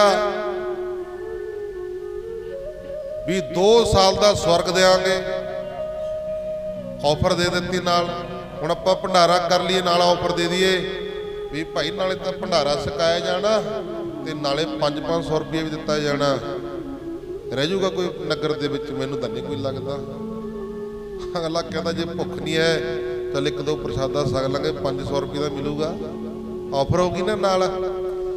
ਜੋਗੀ ਕਹਿੰਦਾ ਭਾਈ ਜਿਹੜਾ ਭੰਡਾਰਾ ਛਕੇਗਾ ਉਹਨੂੰ 2 ਸਾਲ ਦਾ ਸਵਰਗ ਦਿੱਤਾ ਜਾਏਗਾ। ਹੁਣ ਮੇਰੇ ਵਰਗੇ ਨੂੰ ਜਿਹਨੂੰ ਭੁੱਖ ਨਹੀਂ ਸੀ ਉਹ ਵੀ ਆ ਗਿਆ, ਉਹ ਵੀ ਛਕਿਆ ਲੰਗਰ ਪਾਣੀ, ਵੀ ਚੱਲ ਸਵਰਗੇ ਲਾਂਗੇ 2 ਸਾਲ ਦਾ ਸਮਾਂ ਰੱਖਿਆ ਗਿਆ। ਸਾਰੇ ਆ ਕੇ ਭੰਡਾਰਾ ਛਕਿਆ। ਜੋਗੀ ਕਹਿਣ ਲੱਗਾ ਵੀ ਨਜ਼ਰ ਮਾਰੋ ਕੋਈ ਰਹਿ ਤਾਂ ਨਹੀਂ ਗਿਆ। ਹੁਣ ਨਗਰ ਦੇ ਵਿੱਚ ਪਤੀ ਆ, ਜੋ ਮੇਨ ਜੇ ਬੰਦੇ ਹੁੰਦੇ ਨੇ ਆਪਾਂ ਨੂੰ ਪਤੀ ਹੁੰਦਾ ਵੀ ਆਹ ਗੁਰਦੁਆਰਾ ਸਾਹਿਬ ਦਾ ਪ੍ਰਧਾਨ ਆ ਜੀ, ਆਹ ਸਰਪੰਚ ਆ ਜੀ, ਪਤੀ ਲੱਗ ਜਾਂਦਾ ਵੀ ਆਪਾਂ ਨਜ਼ਰ ਮਾਰਦੇ ਵੀ ਸਰਪੰਚ ਸਾਹਿਬ ਨਹੀਂ ਆਏ ਹਨ, ਗੁਰਦੁਆਰਾ ਸਾਹਿਬ ਦਾ ਪ੍ਰਧਾਨ ਜੀ ਨਹੀਂ ਆਏ, ਦੇਖ ਕੇ ਪਤਾ ਲੱਗ ਜਾਂਦਾ ਮੇਨ ਬੰਦੇ ਹੁੰਦੇ ਨੇ। ਉਹ ਕਹਿਣ ਲੱਗੇ ਵੀ ਭਾਈ ਤਿਲਕੂ ਨਹੀਂ ਆਇਆ, ਭਾਈ ਤਿਲਕੂ ਨਹੀਂ ਆਇਆ। ਜੋਗੀ ਕਹਿੰਦਾ ਜਾਓ ਫਿਰ ਭਾਈ ਤਿਲਕੂ ਦੇ ਕੋਲ ਜਾ ਕੇ ਉਹਨੂੰ ਬੇਨਤੀ ਕਰੋ। ਹੁਣ ਜੋਗੀ ਦੇ ਚੇਲੇ ਭਾਈ ਤਿਲਕੂ ਦੇ ਕੋਲ ਚਲੇ ਗਏ, ਕਹਿਣ ਲੱਗੇ ਭਾਈ ਤਿਲਕੂ ਜੀ, ਜਾ ਕੇ ਦਰਵਾਜ਼ਾ ਖੜਕਾਇਆ। ਭਾਈ ਤਿਲਕੂ ਨੇ ਦਰਵਾਜ਼ਾ ਖੋਲ੍ਹਿਆ, ਕਹਿੰਦੇ ਹਾਂਜੀ। ਕਹਿੰਦੇ ਸਾਡੇ ਜੋਗੀ ਨੇ ਭੰਡਾਰਾ ਕੀਤਾ। ਕਹਿੰਦੇ ਅੱਛਾ ਜੀ। ਕਹਿੰਦੇ ਵੀ ਤੁਸੀਂ ਭੰਡਾਰੇ ਵਿੱਚ ਆਓ, ਭੰਡਾਰਾ ਛਕੋ ਤੇ ਨਾਲੇ ਤੁਹਾਨੂੰ 2 ਸਾਲ ਦਾ ਸਵਰਗ ਦਿੱਤਾ ਜਾਏਗਾ। ਭਾਈ ਤਿਲਕੂ ਹੱਸ ਪਿਆ, ਕਹਿੰਦੇ 2 ਸਾਲ ਦਾ ਸਵਰਗ? ਕਹਿੰਦੇ ਹਾਂਜੀ। ਭਾਈ ਤਿਲਕੂ ਕਹਿੰਦਾ ਉਹ ਭੋਲਿਓ, ਤੁਸੀਂ 2 ਸਾਲ ਦੀ ਗੱਲ ਕਰਦੇ ਹੋ, ਸਾਡੇ ਸਤਿਗੁਰੂ ਨੇ ਸदैव ਸਾਨੂੰ ਸਵਰਗਾਂ ਦੇ ਵਿੱਚ ਰੱਖਿਆ ਹੋਇਆ। ਆਖੋ ਸਤਿਨਾਮ। ਸदैव ਸਵਰਗਾਂ ਦੇ ਵਿੱਚ ਰੱਖਿਆ ਹੋਇਆ। ਜਿਹੜੇ ਨਾਮ ਜਪਣ ਵਾਲੀਆਂ ਰੂਹਾਂ ਨੇ, ਗੁਰਮੁਖ ਨੇ ਪਿਆਰਿਓ, ਉਹ ਸदैव ਸੱਚਖੰਡ ਵਾਸੀ ਹੁੰਦੇ ਨੇ, ਕਿਉਂਕਿ ਜਿਹੜੀ ਉਹਨਾਂ ਦੀ ਆਤਮਾ ਨਾ ਉਹ ਪ੍ਰਮਾਤਮਾ ਦੇ ਨਾਲ ਜੁੜੀ ਹੁੰਦੀ ਆ। ਸੱਚਖੰਡ ਦੇ ਵਿੱਚ ਕੀ ਹੁੰਦਾ? ਗੁਰੂ। ਸੱਚਖੰਡ ਦੇ ਵਿੱਚ ਗੁਰੂ, ਆਪਾਂ ਸੱਚਖੰਡ ਕਹਿ ਦਿੰਦੇ। ਹੁਣ ਕਮਰੇ ਬਣੇ ਹੋਏ ਨੇ, ਮਹਾਰਾਜ ਜੀ ਪ੍ਰਕਾਸ਼ ਨੇ, ਇੱਧਰ ਗੁਰੂ ਗ੍ਰੰਥ ਸਾਹਿਬ ਮਹਾਰਾਜ ਦੇ ਸਰੂਪ ਪਏ ਨੇ, ਇੱਧਰ ਆਪਾਂ ਸੱਚਖੰਡ ਕਹਿ ਦਿੰਦੇ। ਪਰਲਾ ਕਮਰਾ, ਕੌਣ ਉਧਰ ਮੱਥਾ ਟੇਕਦਾ, ਕੌਣ ਉਹਨੂੰ ਸੱਚਖੰਡ ਕਹਿੰਦਾ? ਕਹਿੰਦਾ ਕੋਈ ਕਿਉਂ? ਕਿਉਂਕਿ ਨਾ ਤਾਂ ਉਧਰ ਗੁਰਬਾਣੀ ਆ ਪਈ ਆ, ਗੁਰੂ ਆ ਸਾਡਾ, ਇਸ ਕਰਕੇ ਨਾ ਉਧਰ ਕੋਈ ਮੱਥਾ ਟੇਕਦਾ। ਗੁਰਸਿੱਖਾਂ ਦੇ ਵਿੱਚ ਸਦਾ ਹੀ ਨਾਮ ਦਾ ਵਸੇਵਾ ਹੈ, ਗੁਰੂ ਦਾ ਵਸੇਵਾ ਪ੍ਰਤੱਖ ਗੁਰੂ ਹੁੰਦਾ ਆ। ਆਖੋ ਸਤਿਨਾਮ। ਹੁਣ ਭਾਈ ਤਿਲਕੂ ਕਹਿਣ ਲੱਗਾ ਭੋਲਿਓ, ਤੁਸੀਂ 2 ਸਾਲ ਦੀ ਕੀ ਗੱਲ ਕਰਦੇ ਹੋ? ਸਾਡੇ ਗੁਰੂ ਨੇ ਸदैव ਸਾਨੂੰ ਸਵਰਗਾਂ ਦੇ ਵਿੱਚ ਰੱਖਿਆ ਹੋਇਆ ਹੈ। ਸਾਨੂੰ ਸਾਡੇ ਗੁਰੂ ਨੇ ਸਦਾ ਹੀ ਸਵਰਗਾਂ ਦੇ ਵਿੱਚ ਰੱਖਿਆ ਹੋਇਆ ਹੈ। ਉਹ ਵਿਚਾਰੇ ਜੋਗੀ ਦੇ ਚੇਲੇ ਮੁੜ ਕੇ ਕਹਿੰਦੇ ਜੀ ਆ ਜਾਓ। ਕਹਿੰਦੇ ਨਾ। ਜੋਗੀ ਨੂੰ ਜਾ ਕੇ ਕਹਿਣ ਲੱਗੇ, ਕਹਿੰਦੇ ਜੋਗੀ ਜੀ ਭਾਈ ਤਿਲਕੂ ਨਹੀਂ ਮੰਨਿਆ ਆਉਣ ਵਾਸਤੇ। ਜੋਗੀ ਕਹਿੰਦਾ ਅੱਛਾ ਆਇਆ ਨਹੀਂ? ਕਹਿੰਦੇ ਨਾ ਜੀ। ਜਾਓ, ਕਹਿੰਦੇ ਫਿਰ ਜਾਓ, ਹੋਰਾਂ ਨੂੰ 2 ਸਾਲ ਦਾ ਸਵਰਗ ਤੇ ਭਾਈ ਤਿਲਕੂ ਨੂੰ 4 ਸਾਲ ਦਾ ਸਵਰਗ ਦਿੱਤਾ ਜਾਏਗਾ। ਜੇ 4 ਸਾਲ ਪਿੱਛੇ ਵੀ ਨਹੀਂ ਮੰਨੇਗਾ ਤਾਂ 8 ਸਾਲ ਕਹਿ ਦਿਓ, ਜਾਓ ਤੁਹਾਨੂੰ ਆਫਰ ਆ। ਫਿਰ ਦਰਵਾਜ਼ਾ ਖੜਕਾਇਆ ਜਾ ਕੇ ਭਾਈ ਤਿਲਕੂ ਦਾ। ਭਾਈ ਤਿਲਕੂ ਨੇ ਆਖਿਆ, ਕਹਿੰਦੇ ਹਾਂ ਦੱਸੋ ਬਈ। ਕਹਿੰਦੇ ਜੋਗੀ ਨੇ ਕਿਹਾ ਜੀ 4 ਸਾਲ ਦਾ ਸਵਰਗ।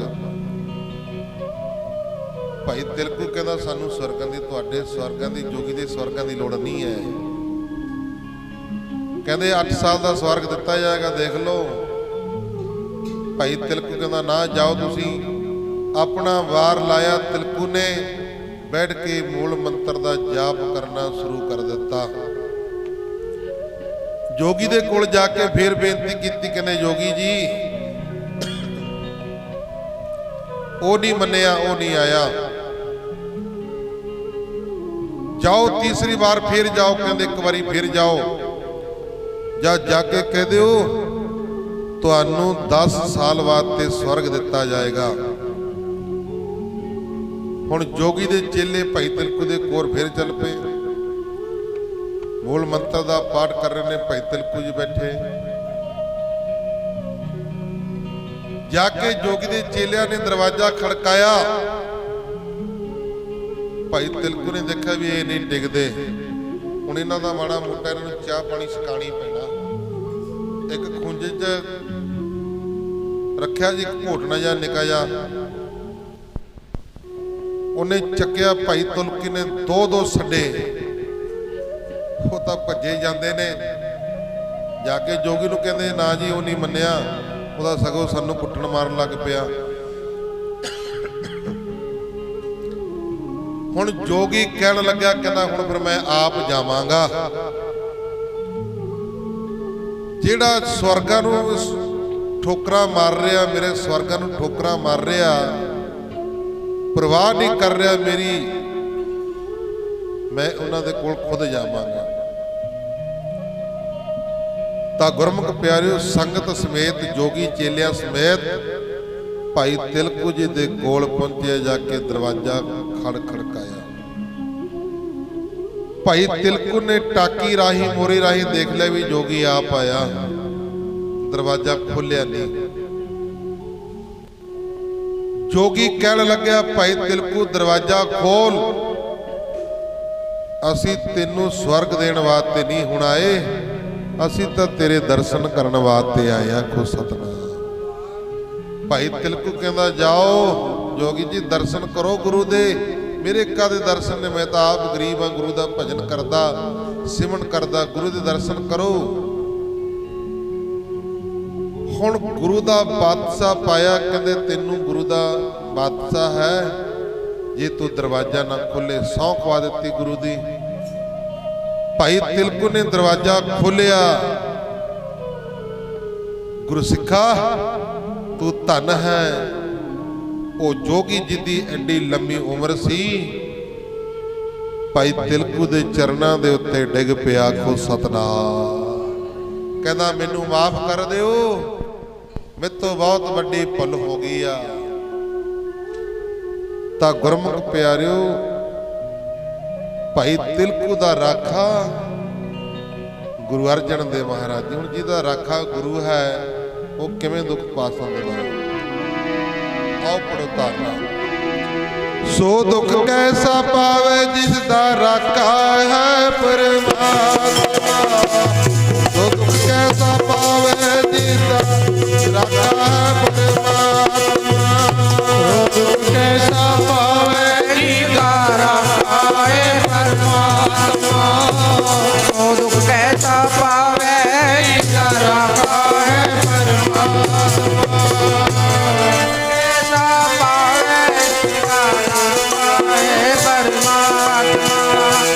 ਸੋ ਦੁੱਖ ਕੈਸਾ ਪਾਵੇ ਜਿਸਦਾ ਰਾਖਾ ਹੈ ਪਰਮਾਤਮਾ।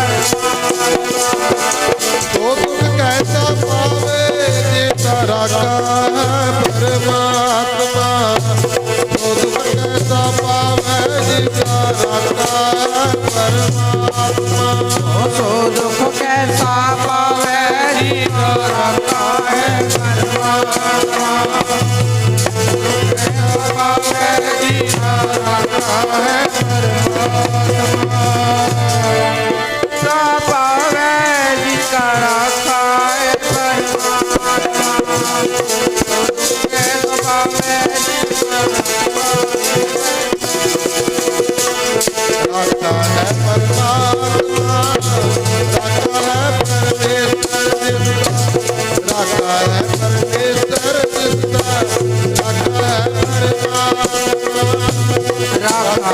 परमेश्वर जी का राखा है परमात्मा, राखा है परमेश्वर जी का राखा है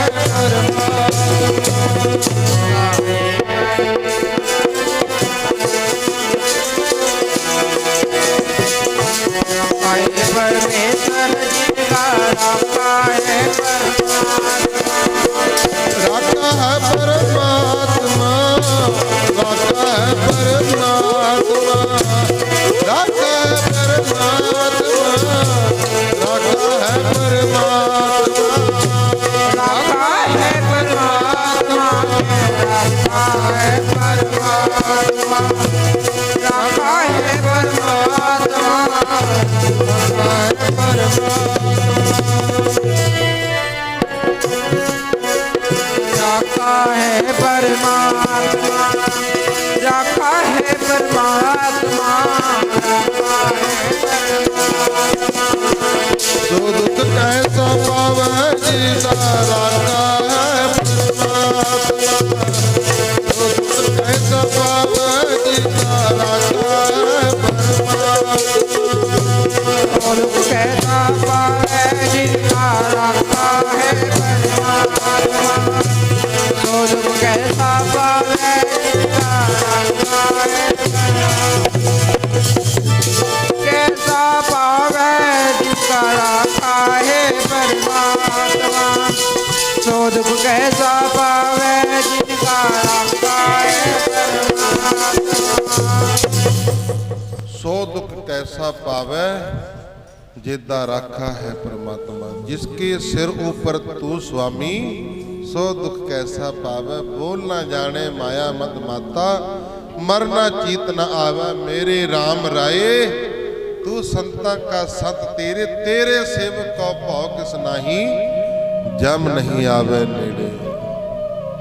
ता गुरमुख प्यारिਓ ਭਾਈ ਤਿਲਕੂ ਦੇ ਚਰਨਾਂ ਦੇ ਉੱਤੇ ਡਿੱਗ ਪਿਆ, ਕਹਿੰਦੇ ਮੈਨੂੰ ਬਖਸ਼ੋ। ਭਾਈ ਤਿਲਕੂ ਜੀ ਕਹਿੰਦੇ ਮੈਂ ਕੌਣ ਹੁੰਨਾ ਬਖਸ਼ਣ ਵਾਲਾ, ਬਖਸ਼ਣ ਵਾਲੇ ਮੇਰੇ ਗੁਰੂ ਅੰਮ੍ਰਿਤਸਰ ਦੀ ਧਰਤੀ ਤੇ ਰਹਿੰਦੇ ਨੇ, ਪੰਚਮ ਪਾਤਸ਼ਾਹ ਗੁਰੂ ਅਰਜਨ ਦੇਵ ਮਹਾਰਾਜ ਜੀ। ਹੁਣ ਭਾਈ ਤਿਲਕੂ ਨੂੰ ਪੁੱਛਣਾ ਕੀਤਾ, ਕਹਿੰਦੇ ਜਿਹੜਾ ਤੇਰਾ ਗੁਰੂ ਆ ਉਹਦੀ ਉਮਰ ਕਿੰਨੀ ਕਾ, ਕਹਿੰਦੇ ਜੀ ਉਹਦੀ ਉਮਰ ਹੈਗੀ ਆ 40 ਕੁ ਸਾਲ ਦੇ ਨੇੜੇ, 40 ਕੁ ਸਾਲ ਦੀ ਉਮਰ ਹੈ। ਹੁਣ ਜੋਗੀ ਦੀ ਉਮਰ ਕਿੰਨੀ ਲੰਮੀ, ਔਰ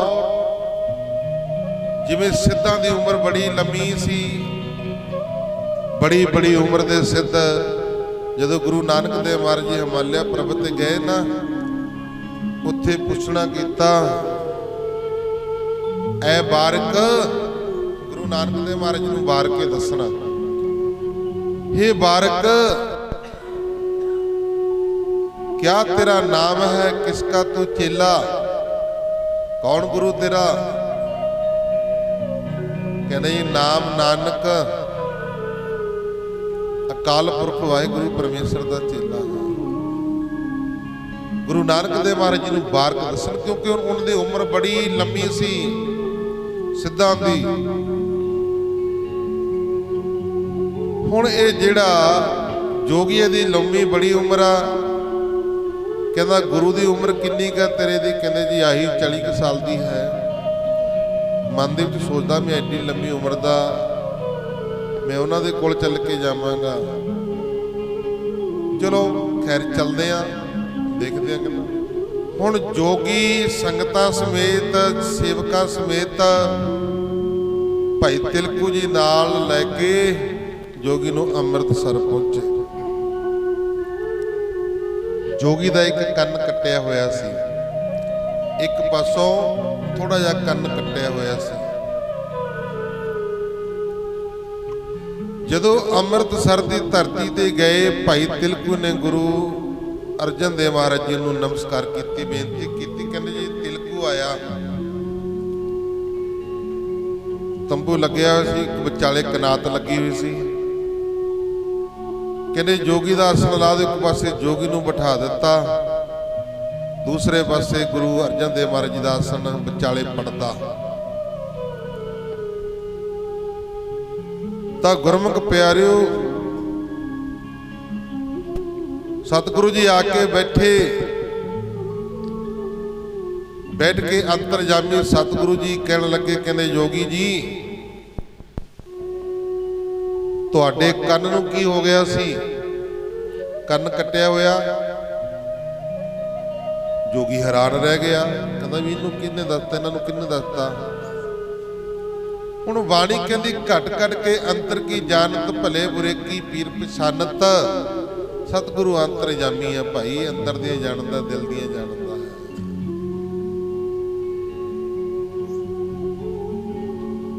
ਉਹ ਸੋਚਾਂ ਦੇ ਵਿੱਚ ਪੈ ਗਿਆ ਵੀ ਇਹਨਾਂ ਨੂੰ ਕਿਹਨੇ ਦੱਸਤਾ। ਗੁਰੂ ਅਰਜਨ ਦੇਵ ਮਹਾਰਾਜ ਜੀ ਕਹਿੰਦੇ ਫਿਰ ਅਸੀਂ ਦੱਸੀਏ ਵੀ ਤੇਰੇ ਕੰਨ ਨੂੰ ਕੀ ਹੋਇਆ, ਕੀ ਵਰਤਿਆ ਭਾਣਾ? ਕਹਿੰਦੇ ਜੀ ਦੱਸੋ।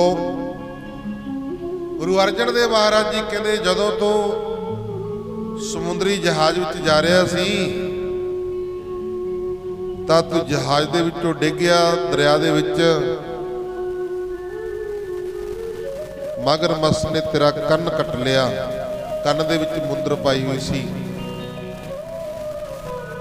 ਹੈਰਾਨ ਰਹਿ ਗਿਆ। ਹੁਣ ਇਹਨੂੰ ਪੱਕੇ ਹੀ ਪਤਾ ਲੱਗ ਗਿਆ ਵੀ ਸੱਚੀ ਗੱਲ ਆ, ਪੂਰਾ ਗੁਰੂ ਅੰਤਰਜਾਮੀ ਆ। ਮੈਂ ਤਾਂ ਉਹੀ ਹੰਕਾਰ ਦੇ ਵਿੱਚ ਫਿਰਦਾ ਭੱਜਿਆ, ਅਸਲੀ ਪੂਰੇ ਗੁਰੂ ਤਾਂ ਇਹ ਨੇ। ਤਾਂ ਗੁਰਮੁਖ ਪਿਆਰਿਓ, ਕਨਾਤ ਦੇ ਵਿੱਚੋਂ ਪਰਦਾ ਸਾਈਡ ਤੇ ਕਰਕੇ ਭੱਜ ਕੇ ਜੋਗੀ ਗੁਰੂ ਅਰਜਨ ਦੇਵ ਮਹਾਰਾਜ ਜੀ ਦੇ ਚਰਨਾਂ ਦੇ ਉੱਤੇ ਟਹਿ ਪਿਆ। ਆਖੋ ਸਤਿਨਾਮ। ਚਰਨਾਂ ਦੇ ਉੱਤੇ ਡਿੱਗ ਪਿਆ, ਭੁੱਬਾ ਮਾਰ ਮਾਰ ਕੇ ਰੋਣ ਲੱਗ ਪਿਆ। ਸਤਿਗੁਰੂ ਮੈਨੂੰ ਮਾਫ ਕਰ ਦਿਓ, ਮੈਂ ਆਪਣੀ ਵੱਡੀ ਉਮਰ ਦੇ ਵਿੱਚ ਹੰਕਾਰ ਦੇ ਵਿੱਚ ਆਪਣੇ ਜੀਵਨ ਨੂੰ ਵਿਅਰਥ ਗਵਾ ਲਿਆ ਹੈ। ਨਾਮ ਨਹੀਂ ਜਪਿਆ, ਬੰਦਗੀ ਨਹੀਂ ਕੀਤੀ, ਹੰਕਾਰ ਦੇ ਵਿੱਚ ਹੀ ਰਿਹਾ। ਮਹਾਰਾਜ ਜੀ ਕਹਿੰਦੇ ਉਮਰ ਤਾਂ ਸੱਪਾਂ ਦੀ ਵੀ ਬੜੀ ਲੰਮੀ ਹੁੰਦੀ ਆ, ਪਰ ਢਿੱਡ ਰਗੜਦੇ ਰਹਿੰਦੇ ਨੇ। ਬੜੀ ਉਮਰ ਦਾ ਕੋਈ ਹੰਕਾਰ ਨਹੀਂ ਹੁੰਦਾ। ਹੇ ਸੱਚੇ ਪਾਤਸ਼ਾਹ ਗੁਰੂ ਅਰਜਨ ਦੇਵ ਮਹਾਰਾਜ ਜੀ, ਮੇਰੀ ਮੁਕਤੀ ਕਰ ਦਿਓ, ਮੇਰੇ ਤੇ ਮਿਹਰ ਕਰ ਦਿਓ, ਰਹਿਮਤ ਕਰ ਦਿਓ। ਮਹਾਰਾਜ ਜੀ ਕਹਿੰਦੇ ਨਾਮ ਜਪਿਆ ਕਰ, ਸਿਮਰਨ ਕਰਿਆ ਕਰ।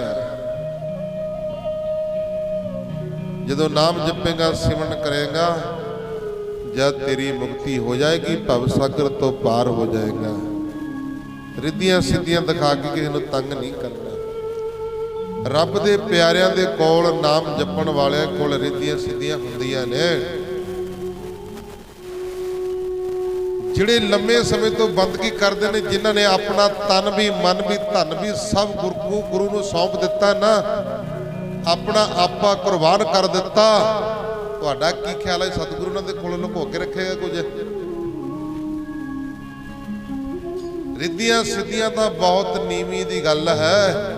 ਰਿੱਧੀਆਂ ਸਿੱਧੀਆਂ ਦਾ ਗੁਰਸਿੱਖ ਜਿਹੜਾ ਨਿਤਨੇਮੀ ਹੈ ਨਾ, ਪੰਜਾਂ ਬਾਣੀਆਂ ਦਾ ਨਿਤਨੇਮ ਕਰਦਾ, ਰੋਜ਼ ਨਿਤਨੇਮ ਪੰਜਾਂ ਕਰਾਂ ਦਾ ਧਾਰਨਿਆ, ਰਹਿਤ ਬੈਤ ਪ੍ਰਭਾਕਾ, ਉਹਦੇ ਕੋਲ ਸਹਿਜੇ ਹੀ ਰਿੱਧੀਆਂ ਸਿੱਧੀਆਂ ਆ ਜਾਂਦੀਆਂ ਨੇ। ਰਿੱਧੀਆਂ ਸਿੱਧੀਆਂ ਤਾਂ ਛੋਟੀ ਕਲਾਸ ਹੈ। ਰਿੱਧੀਆਂ ਸਿੱਧੀਆਂ ਤਾਂ ਬਹੁਤ ਥੱਲੇ ਦੀ ਆ, ਪਰ ਗੁਰਸਿੱਖ ਇਹਨਾਂ ਨੂੰ ਟੱਪ ਕੇ ਬ੍ਰਹਮ ਗਿਆਨ ਦੀ ਅਵਸਥਾ ਨੂੰ ਪ੍ਰਾਪਤ ਹੁੰਦੇ ਨੇ। ਉਹਨਾਂ ਨੇ ਗੁਰੂ ਨੂੰ ਪ੍ਰਾਪਤ ਕਰਨਾ ਹੁੰਦਾ, ਰਿੱਧੀਆਂ ਸਿੱਧੀਆਂ ਵਿੱਚ ਨਹੀਂ ਫਸਦੇ। ਸ਼ਕਤੀਆਂ ਹੁੰਦੀਆਂ ਨੇ, ਪਰ ਉਹਨਾਂ ਨੂੰ ਵਰਤਦੇ ਨਹੀਂ, ਉਹਨਾਂ ਨੂੰ ਦਿਖਾਉਂਦੇ ਨਹੀਂ, ਆਪਣੇ ਆਪ ਹੀ ਵਰਤ ਜਾਂਦੀਆਂ ਨੇ। ਆਖੋ ਸਤਿਨਾਮ। ਰਿੱਧੀਆਂ ਸਿੱਧੀਆਂ ਦਿਖਾਉਂਦੇ ਨਹੀਂ, ਆਪਣੇ ਆਪ ਹੀ ਵਰਤਦੀਆਂ ਨੇ ਗੁਰੂ ਘਰਾਂ ਦੇ ਵਿੱਚ। ਕਈ ਕਹਿਣਗੇ ਰਿੱਧੀਆਂ ਸ਼ਕਤੀਆਂ ਦਿਖਾਓ। ਗੁਰੂ ਨਾਨਕ ਦੇਵ ਮਹਾਰਾਜ ਜੀ ਨੇ ਪਹਾੜ ਰੁੜਿਆ ਆਉਂਦਾ ਸੀ, ਮਰਦਾਨਾ ਕਹਿੰਦਾ ਮਹਾਰਾਜ ਜੀ ਪਹਾੜ ਰੁੜਿਆ ਆ ਰਿਹਾ। ਮਹਾਰਾਜ ਜੀ ਕਹਿੰਦੇ ਮਰਦਾਨਾ ਘਬਰਾ ਨਾ। ਜਦੋਂ ਪਹਾੜ ਨੇੜੇ ਆਇਆ ਨਾ, ਪੰਜਾ ਲਾਇਆ, ਪੰਜਾ ਨਾਲ ਰੋਕ ਦਿੱਤਾ। ਅੱਜ ਵੀ ਗੁਰੂ ਨਾਨਕ ਦੇਵ ਮਹਾਰਾਜ ਜੀ ਦਾ ਉਹ ਪੱਥਰ ਦੇ ਵਿੱਚ ਪੰਜਾ ਲੱਗਿਆ ਹੋਇਆ ਅੱਜ ਵੀ। ਬੜੀਆਂ ਇਤਿਹਾਸ ਦੇ ਵਿੱਚ ਇਸ ਤਰ੍ਹਾਂ ਦੀਆਂ ਘਟਨਾਵਾਂ ਹੁੰਦੀਆਂ ਨੇ ਜਿੱਥੇ ਸ਼ਕਤੀਆਂ ਵਰਤੀਆਂ ਨੇ, ਵਰਤਦੀਆਂ ਨੇ ਗੁਰਮੁਖ ਪਿਆਰਿਓ, ਗੁਰੂ ਘਰਾਂ ਦੇ ਵਿੱਚ ਵਰਤਦੇ ਰਹਿੰਦੀਆਂ ਨੇ, ਦਿਖਾਈਆਂ ਨਹੀਂ ਜਾਂਦੀਆਂ। ਰਹੋ ਵਿਚਾਰ।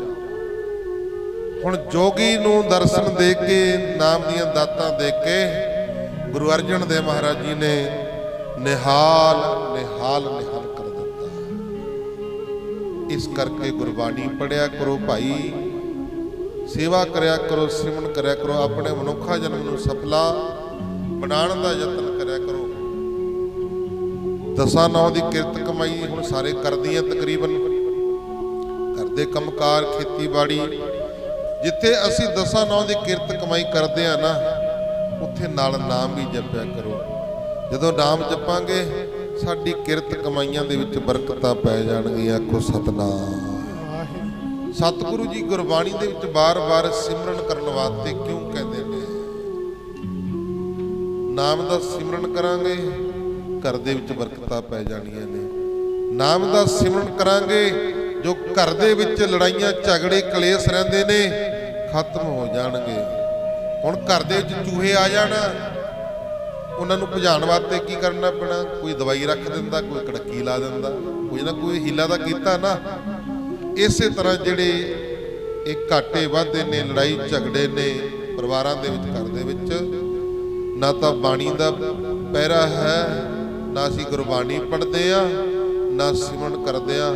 ਮਹਾਰਾਜ ਜੀ ਦੇ ਇੱਥੋਂ ਤੱਕ ਵੀ ਕਹਿੰਦੇ ਨੇ ਜਿਹੜੇ ਭਾਈ ਘਰਾਂ ਵਿੱਚ ਗੁਰਬਾਣੀ ਨਹੀਂ ਨਾ ਪੜ੍ਹੀ ਜਾਂਦੀ, ਉਹ ਸ਼ਮਸ਼ਾਨ ਦੀ ਨਿਆਈ ਨੇ, ਸ਼ਮਸ਼ਾਨ ਭੂਮੀ ਦੀ ਨਿਆਈ ਨੇ, ਜਿਹੜੇ ਘਰਾਂ ਦੇ ਵਿੱਚ ਗੁਰਬਾਣੀ ਨਹੀਂ ਪੜ੍ਹੀ ਜਾਂਦੀ।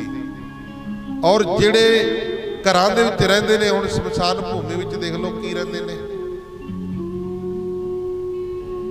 ਮਹਾਰਾਜ ਜੀ ਕਹਿੰਦੇ ਜਿਹੜੇ ਘਰਾਂ ਵਿੱਚ ਗੁਰਬਾਣੀ ਨਹੀਂ ਪੜ੍ਹੀ ਜਾਂਦੀ, ਉਹ ਸ਼ਮਸ਼ਾਨ ਭੂਮੀ ਦੀ ਨਿਆਈ ਨੇ। ਜਿਹੜੇ ਲੋਕ ਰਹਿੰਦੇ ਨੇ ਉਹ ਭੂਤ ਪ੍ਰੇਤਾਂ ਦੀ ਨਿਆਈ ਨੇ। ਆਖੋ ਸਤਨਾਮ। ਇਹ ਮੈਂ ਨਹੀਂ ਕਹਿੰਦਾ, ਗੁਰੂ ਦੀ ਬਾਣੀ ਕਹਿੰਦੀ ਹੈ। ਇਸ ਕਰਕੇ ਆਪਣੇ ਘਰਾਂ ਨੂੰ ਸੱਚਖੰਡ ਬਣਾ ਲਓ, ਗੁਰਬਾਣੀ ਪੜਿਆ ਕਰੋ। ਜੇ ਪੰਜ ਬਾਣੀਆਂ ਦਾ ਨਿਤਨੇਮ ਨਹੀਂ ਆਉਂਦਾ ਤਾਂ ਜਪਜੀ ਸਾਹਿਬ ਦਾ ਪਾਠ ਕਰ ਲਿਆ ਕਰੋ। ਜੇ ਜਪਜੀ ਸਾਹਿਬ ਦਾ ਪਾਠ ਨਹੀਂ ਆਉਂਦਾ ਤਾਂ ਮੂਲ ਮੰਤਰ ਦਾ ਪਾਠ ਕਰ ਲਿਆ ਕਰੋ। ਜੇ ਮੂਲ ਮੰਤਰ ਦਾ ਪਾਠ ਨਹੀਂ ਆਉਂਦਾ ਤਾਂ ਗੁਰਮੰਤਰ ਦਾ ਜਾਪ ਕਰ ਲਿਆ ਕਰੋ। ਆਖੋ ਸਤਨਾਮ। ਗੁਰਮੰਤਰ ਦੇ ਜਾਪ ਬਾਰੇ ਤਾਂ ਕੋਈ ਬਹਾਨਾ ਨਹੀਂ ਚੱਲਦਾ ਨਾ। ਜੇ ਆਪਾਂ ਕਹਾਂਗੇ ਬਾਣੀ ਪੜ੍ਹਿਆ ਕਰੋ, ਬਾਬਾ ਜੀ ਬਾਣੀ ਪੜ੍ਹਨੀ ਨਹੀਂ ਆਉਂਦੀ, ਕਰੀਏ ਕੀ? ਚਲੋ ਭਾਈ ਮੂਲ ਮੰਤਰ ਦਾ ਪਾਠ ਕਰ ਲਿਆ ਕਰੋ, ਕਰੀਏ ਕੀ ਜੀ? ਅਨਪੜ੍ਹ ਹਾਂ, ਪਾਠ ਵੀ ਨਹੀਂ ਮੂਲ ਮੰਤਰ ਦਾ ਆਉਂਦਾ, ਕੋਈ ਨਹੀਂ ਭਾਈ, ਸਿਮਰਨ ਕਰ ਲਿਆ ਕਰੋ। ਇੱਥੇ ਦਾ ਕੰਮ ਖਤਮ ਹੁੰਦਾ ਨਾ। ਇੱਥੇ ਤਾਂ ਕਹਿ ਨਹੀਂ ਸਕਦੇ ਵੀ ਅਸੀਂ ਪੜ੍ਹੇ ਨਹੀਂ ਹੋਏ, ਅਨਪੜ੍ਹਾਂ। ਵੈਸੇ ਤਾਂ ਮਹਾਰਾਜ ਜੀ ਕਹਿੰਦੇ ਜੋ ਪ੍ਰਾਣੀ ਗੋਬਿੰਦ ਧਿਆਵੈ, ਪੜ੍ਹਿਆ ਅਨਪੜ੍ਹਿਆ ਪਰਮਗਤ ਪਾਵੈ। ਇੱਥੇ ਪੜ੍ਹੇ ਲਿਖੇ ਦੀ ਗੱਲ ਨਹੀਂ। ਜਿਹੜਾ ਵਾਹਿਗੁਰੂ ਪਰਮੇਸ਼ਰ ਦਾ ਨਾਮ ਧਿਆਉਂਦਾ ਹੈ ਉਹ ਭਾਵੇਂ ਪੜ੍ਹਿਆ ਹੈ ਚਾਹੇ ਅਨਪੜ੍ਹ ਹੈ, ਪਰ ਪਰਮਗਤੀ ਨੂੰ ਪ੍ਰਾਪਤ ਹੋ ਜਾਂਦਾ। ਆਖੋ ਸਤਨਾਮ। ਇਸ ਕਰਕੇ ਵਾਹਿਗੁਰੂ ਪਰਮੇਸ਼ਰ ਦਾ ਨਾਮ ਜਪਿਆ ਕਰੋ, ਬਾਣੀ ਪੜਿਆ ਕਰੋ, ਸੇਵਾ ਕਰਿਆ ਕਰੋ, ਸਿਮਰਨ ਕਰਿਆ ਕਰੋ। ਆਪਣੇ ਸਮੇਂ ਔਰ ਸਵਾਸਾਂ ਨੂੰ ਸਫਲੇ ਬਣਾਉਣ ਦਾ ਯਤਨ ਕਰਿਆ ਕਰੋ। ਅੱਜ ਭਾਦਰੋਂ ਦੀ ਸੰਗਰਾਮ ਦਾ ਆਪਾਂ ਨੇ ਦਿਹਾੜਾ ਮਨਾਇਆ ਰਲ ਮਿਲ ਕੇ। ਸਤਿਗੁਰੂ ਜੀ ਦੇ ਚਰਨਾਂ ਦੇ ਵਿੱਚ ਬੈਠ ਕੇ ਕਥਾ ਕੀਰਤਨ ਦੀਆਂ ਹਾਜ਼ਰੀਆਂ ਪਈਆਂ ਨੇ। ਆਓ ਅਰਦਾਸ ਕਰਨੀ ਹੈ ਸੱਚੇ ਪਾਤਸ਼ਾਹ ਜੀ। ਭਾਦਰੋਂ ਦਾ ਮਹੀਨਾ ਚੜਿਆ, ਆਪ ਜੀ ਨੇ ਮਿਹਰਾ ਕਰਨਾ, ਨਾਮ ਜਪਦੇ ਆ, ਸੇਵਾ ਸੁਣ ਕਰਦੇ ਆ, ਬਤੀਤ ਕਰਾਉਣਾ, ਦੁੱਖਾਂ ਕਲੇਸ਼ਾਂ ਦਾ ਨਾਸ਼ ਕਰਨਾ। ਜਦੋਂ ਅਸੀਂ ਸੇਵਾ ਸਿਮਰਨ ਕਰਾਂਗੇ ਨਾ, ਦੁੱਖਾਂ ਕਲੇਸ਼ਾਂ ਦਾ ਨਾਸ਼ ਆਪਣੇ ਆਪ ਹੀ ਹੋ ਜਾਣਾ। ਆਖੋ ਸਤਨਾਮ। ਜਦੋਂ ਕੱਪੜੇ ਦੇ ਸਾਬਣ ਲਾਵਾਂਗੇ ਨਾ, ਮੈਲ ਆਪਣੇ ਆਪ ਹੀ ਚੱਕੀ ਜਾਣੀ ਹੈ, ਰਹਿਣੀ ਨਹੀਂ ਹੈ। ਜਦੋਂ ਸਿਮਰਨ ਕਰਾਂਗੇ ਦੁੱਖਾਂ ਦਾ ਵੀ ਨਾਸ਼ ਹੋ ਜਾਊਗਾ ਤੇ ਕਲੇਸ਼ਾਂ ਦਾ ਵੀ ਨਾਸ਼ ਹੋ। ਨਾ ਦੁੱਖ ਰਹਿਣੇ ਨੇ ਨਾ ਕਲੇਸ਼ ਰਹਿਣੇ ਨੇ। ਦੁੱਖਾਂ ਕਲੇਸ਼ਾਂ ਦਾ ਨਾਸ਼ ਹੋ ਜੂ ਤੇ ਬਾਣੀ ਭਜਨ ਦਾ ਪ੍ਰਕਾਸ਼ ਹੋ ਜੂ। ਇਸ ਕਰਕੇ ਨਾਮ ਜਪਿਆ ਕਰੋ। ਆਓ ਕੱਲ ਨੂੰ ਪਿੰਡ ਕਲਿਆਣ, ਜਿੱਥੇ ਕਿ ਗੁਰੂ ਗ੍ਰੰਥ ਸਾਹਿਬ ਮਹਾਰਾਜ ਦੇ ਸਰੂਪ ਚੋਰੀ ਹੋ ਗਏ ਸਨ, ਉਹ ਸਰੂਪ ਛੋਟੇ ਸਰੂਪ ਸੀ, ਸਿਉਨੇ ਦੀ ਲਿਖਾਈ ਕਰੀ ਹੋਈ ਸੀ, ਸਿਉਨੇ ਦੀ ਜਿਲਦਾਂ ਸੀ, ਛੋਟਾ ਜਿਹਾ ਸਰੂਪ ਸੀ। ਉਹਨੂੰ ਸਫਰੀ ਸਰੂਪ ਕਹਿੰਦੇ ਨੇ। ਸੰਤ ਬਾਬਾ ਕਿਰਪਾਲ ਸਿੰਘ ਜੀ ਮਲੇਸ਼ੀਆ ਦੇ ਵਿੱਚ ਜੰਗ ਜਿੱਤ ਕੇ ਆਏ ਸੀ। ਉਹ ਜੰਗ ਜਿੱਤ ਕੇ ਆਏ ਸੀ, ਉਹਨਾਂ ਨੂੰ ਇਨਾਮ ਵਜੋਂ ਉਹ ਸਰੂਪ ਦਿੱਤਾ, ਪ੍ਰਾਤਨ ਸਰੂਪ ਆ। ਉਹ ਜਿਹੜਾ ਸਰੂਪ ਸੀ ਗੁਰੂ ਗ੍ਰੰਥ ਸਾਹਿਬ ਮਹਾਰਾਜ ਜੀ ਦਾ, ਸਾਰੀ ਦੁਨੀਆ ਦੇ ਵਿੱਚ 4 ਸਰੂਪ ਸਨ। ਇੱਕ ਦਮਦਮਾ ਸਾਹਿਬ ਪਿਆ ਹੈ, ਇੱਕ ਪਟਨਾ ਸਾਹਿਬ ਪਿਆ ਹੈ, ਇੱਕ ਹਜੂਰ ਸਾਹਿਬ ਪਿਆ। ਇਹ ਚੌਥਾ ਸਰੂਪ ਇਹ ਸੀ। ਅੱਜ ਵੀ ਤੁਸੀਂ ਦਮਦਮਾ ਸਾਹਿਬ ਜਾਓਗੇ, ਦਰਸ਼ਨ ਕਰੋ ਛੋਟੇ ਸਰੂਪ ਦੇ। ਤਾਂ ਗੁਰਮੁਖ ਪਿਆਰੇ, ਇਹ 4 ਸਰੂਪ ਸੀ। ਉਹ ਜਿਹੜਾ ਕਲਿਆਣ ਸਰੂਪ ਸੀ, ਉਹ ਸਰੂਪ ਚੋਰੀ ਹੋ ਗਿਆ, ਚੋਰੀ ਕਰ ਲਿਆ ਕਿਸੇ ਨੇ। 15-20 ਦਿਨਾਂ ਤੱਕ ਕਿਸੇ ਨੇ ਗੱਲੇ ਨਹੀਂ ਕੀਤੀ, ਚੁੱਪੇ ਰਹੇ ਸਾਰੇ। ਹੌਲੀ ਹੌਲੀ ਗੱਲ ਖਿੰਡ ਗਈ। ਹੁਣ ਸਤਿਗੁਰੂ ਨੂੰ ਕੌਣ ਚੁਰਾ ਸਕਦਾ, ਕੌਣ ਲੁਕਾ ਸਕਦਾ। ਗੱਲਾਂ ਪ੍ਰਗਟ ਹੋ ਗਈਆਂ।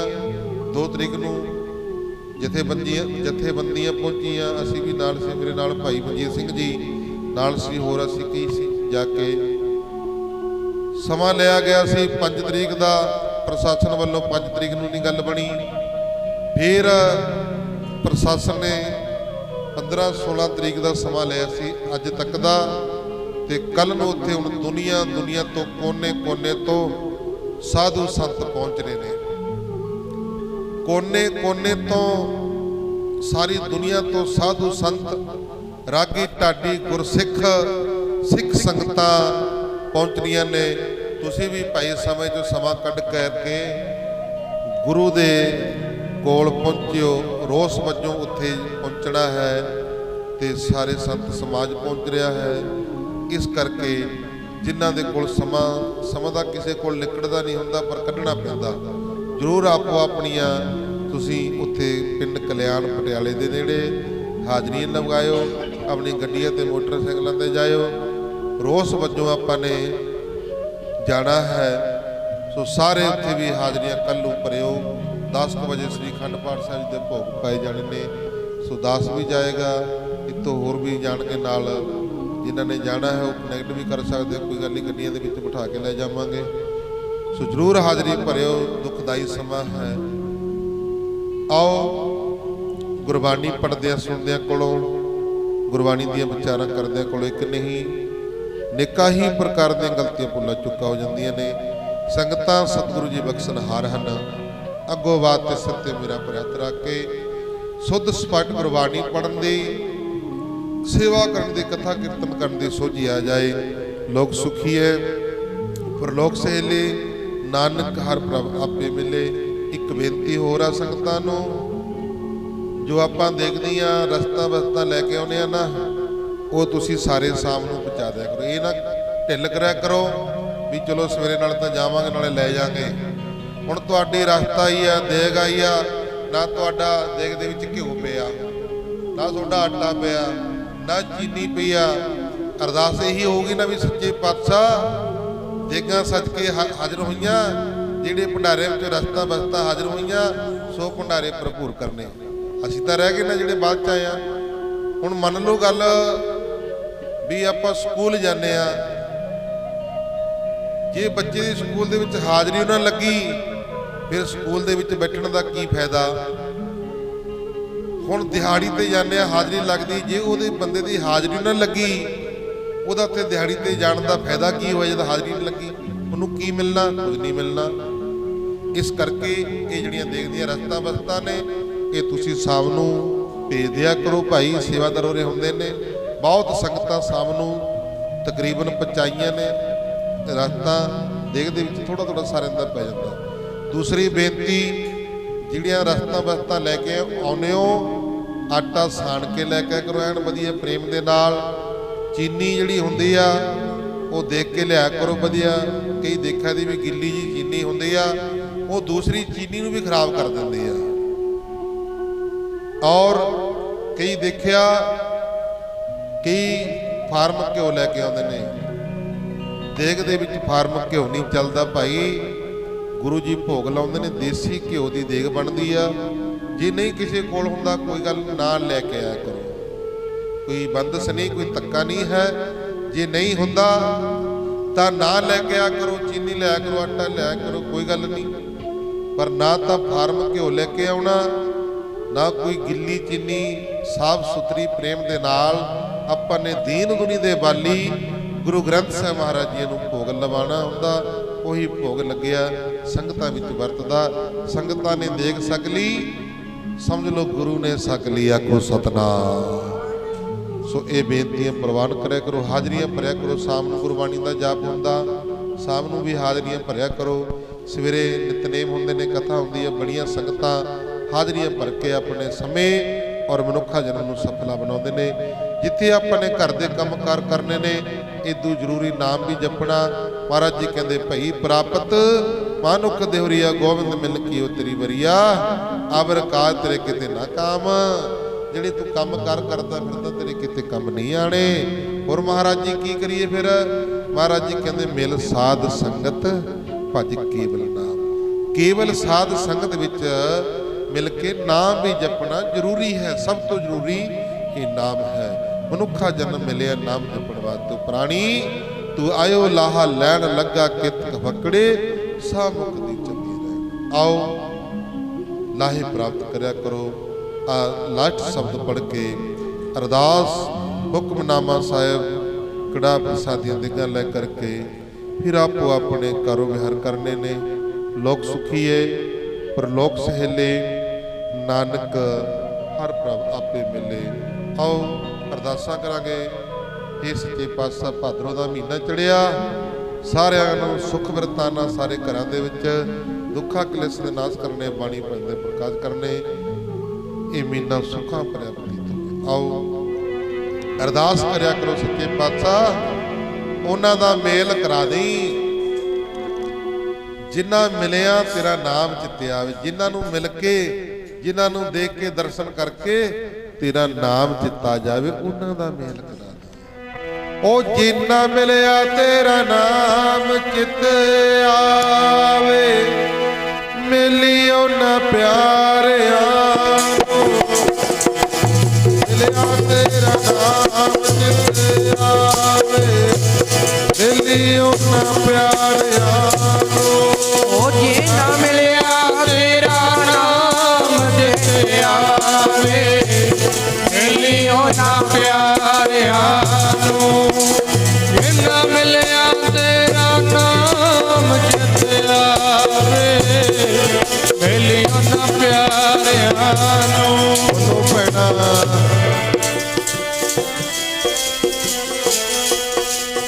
ਮਿਲੀ ਉਹਨਾਂ ਪਿਆਰਿਆਂ ਨੂੰ।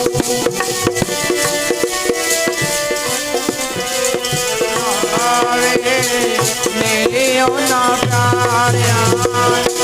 ਉਹ ਜਿੰਨਾ ਮਿਲਿਆ ਤੇਰਾ ਨਾਮ ਚਿੱਤੇ ਆਵੇ, ਮਿਲੀ ਉਹਨਾਂ ਪਿਆਰਿਆਂ ਨੂੰ। ਜਿੰਨਾ ਮਿਲਿਆ ਤੇਰਾ ਨਾਮ ਚਿੱਤੇ ਆਵੇ, ਮਿਲੀ ਉਹਨਾਂ ਪਿਆਰਿਆਂ ਨੂੰ। ਮਿਲਿਆ ਤੇਰਾ ਨਾਮ ਚਿੱਤੇ ਆਵੇ, ਮਿਲੀ ਉਹਨਾਂ ਪਿਆਰਿਆਂ ਨੂੰ। ਜਿੰਨਾ ਮਿਲਿਆ ਤੇਰਾ ਨਾਮ ਚਿੱਤੇ ਆਵੇ, ਮਿਲੀ ਉਹਨਾਂ ਪਿਆਰਿਆਂ ਨੂੰ।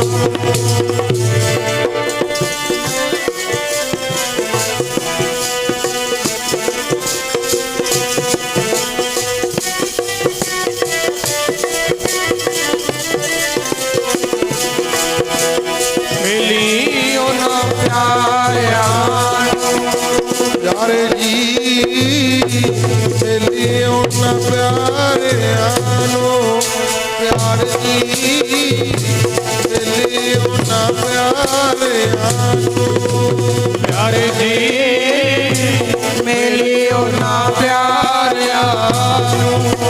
ਪਿਆਰੇ ਜੀ ਮਿਲੀ ਉਹਨਾਂ ਪਿਆਰਿਆਂ ਨੂੰ।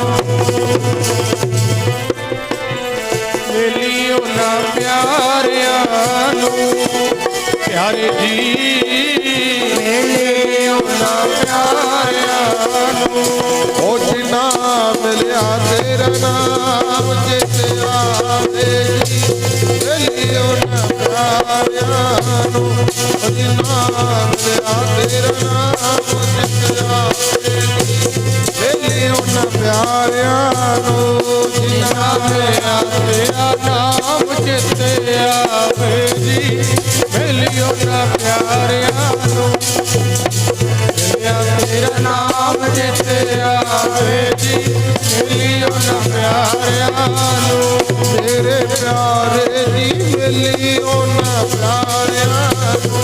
ਮੇਰੇ ਪਿਆਰੇ ਜੀ ਮਿਲੀ ਉਹਨਾਂ ਪਿਆਰਿਆਂ ਨੂੰ। ਮੇਰੇ ਪਿਆਰੇ ਜੀ ਮਿਲੇ ਉਹਨਾਂ ਪਿਆਰਿਆਂ ਨੂੰ। ਮੇਰੇ ਪਿਆਰੇ ਜੀ ਮਿਲੇ ਉਹਨਾਂ ਪਿਆਰਿਆਂ ਨੂੰ। ਜਿਨਾ ਮਿਲਿਆ ਤੇਰਾ ਨਾਮ ਚੇਤੇ ਆਵੇ ਜੀ ਮਿਲੀ ਉਹਨਾਂ ਪਿਆਰਿਆਂ ਨੂੰ। ਜਿਨਾ ਮਿਲਿਆ ਤੇਰਾ ਨਾਮ ਚੇਤੇ ਆਵੇ ਜੀ ਮਿਲੀ ਉਹਨਾਂ ਪਿਆਰਿਆਂ ਨੂੰ। ਜਿਨਾ ਮਿਲਿਆ ਤੇਰਾ ਨਾਮ ਚੇਤੇ ਆਵੇ ਜੀ ਮਿਲੀ ਉਹਨਾਂ ਪਿਆਰਿਆਂ ਨੂੰ। ਜਿਨਾ ਮਿਲਿਆ ਤੇਰਾ ਨਾਮ ਚੇਤੇ ਆਵੇ ਜੀ ਮਿਲੀ ਉਹਨਾਂ ਪਿਆਰਿਆਂ ਨੂੰ। ਆਪਣੇ ਗੁਰੂ ਬਾਣੀ ਪਿਤਾ ਮਾਤਾ ਪਰਤ ਮਹਤ ਦਿਨ ਰਾਤ ਦੋਏ ਦਾਈ ਜਾਇਆ ਖੇਲੇ ਸਗਲ ਜਗਤ। ਆਇਆ ਬੁਰਿਆ ਬਖਸ਼ਦਾ ਮਧੁਰ ਕਰਮੀ ਆਪੋਇਆ ਆਪਣੀ ਕੇ ਨੇੜੇ ਦੂਰ। ਜੀ ਨਾਮ ਤੇ ਆਇਆ ਗਏ ਮਸਕ ਵਿਸਾਲ ਨਾਨਕ ਦੇ ਮੁਖਿਓ ਚਲੇ ਕਿਤੇ ਛੁੱਟੀ ਨਾਲ। ਜੀ ਨਾਮ ਤੇ ਆਇਆ ਗਏ ਮਸਕ ਵਿਸਾਲ ਨਾਨਕ ਦੇ ਮੁਖਿਓ ਚਲੇ ਕਿਤੇ ਛੁੱਟੀ ਨਾਲ। ਬੋਲੋ ਵਾਹਿਗੁਰੂ ਜੀ ਕਾ ਖਾਲਸਾ ਵਾਹਿਗੁਰੂ ਜੀ ਕੀ ਫਤਿਹ। ਵਾਹਿਗੁਰੂ ਜੀ ਕਾ ਖਾਲਸਾ ਵਾਹਿਗੁਰੂ ਜੀ ਕੀ ਫਤਿਹ। ਬੋਲੋ ਵਾਹਿਗੁਰੂ ਜੀ ਕਾ ਖਾਲਸਾ ਵਾਹਿਗੁਰੂ ਜੀ ਕੀ ਫਤਿਹ। ਵਾਹਿਗੁਰੂ ਜੀ ਕਾ ਖਾਲਸਾ ਵਾਹਿਗੁਰੂ ਜੀ ਕੀ ਫਤਿਹ।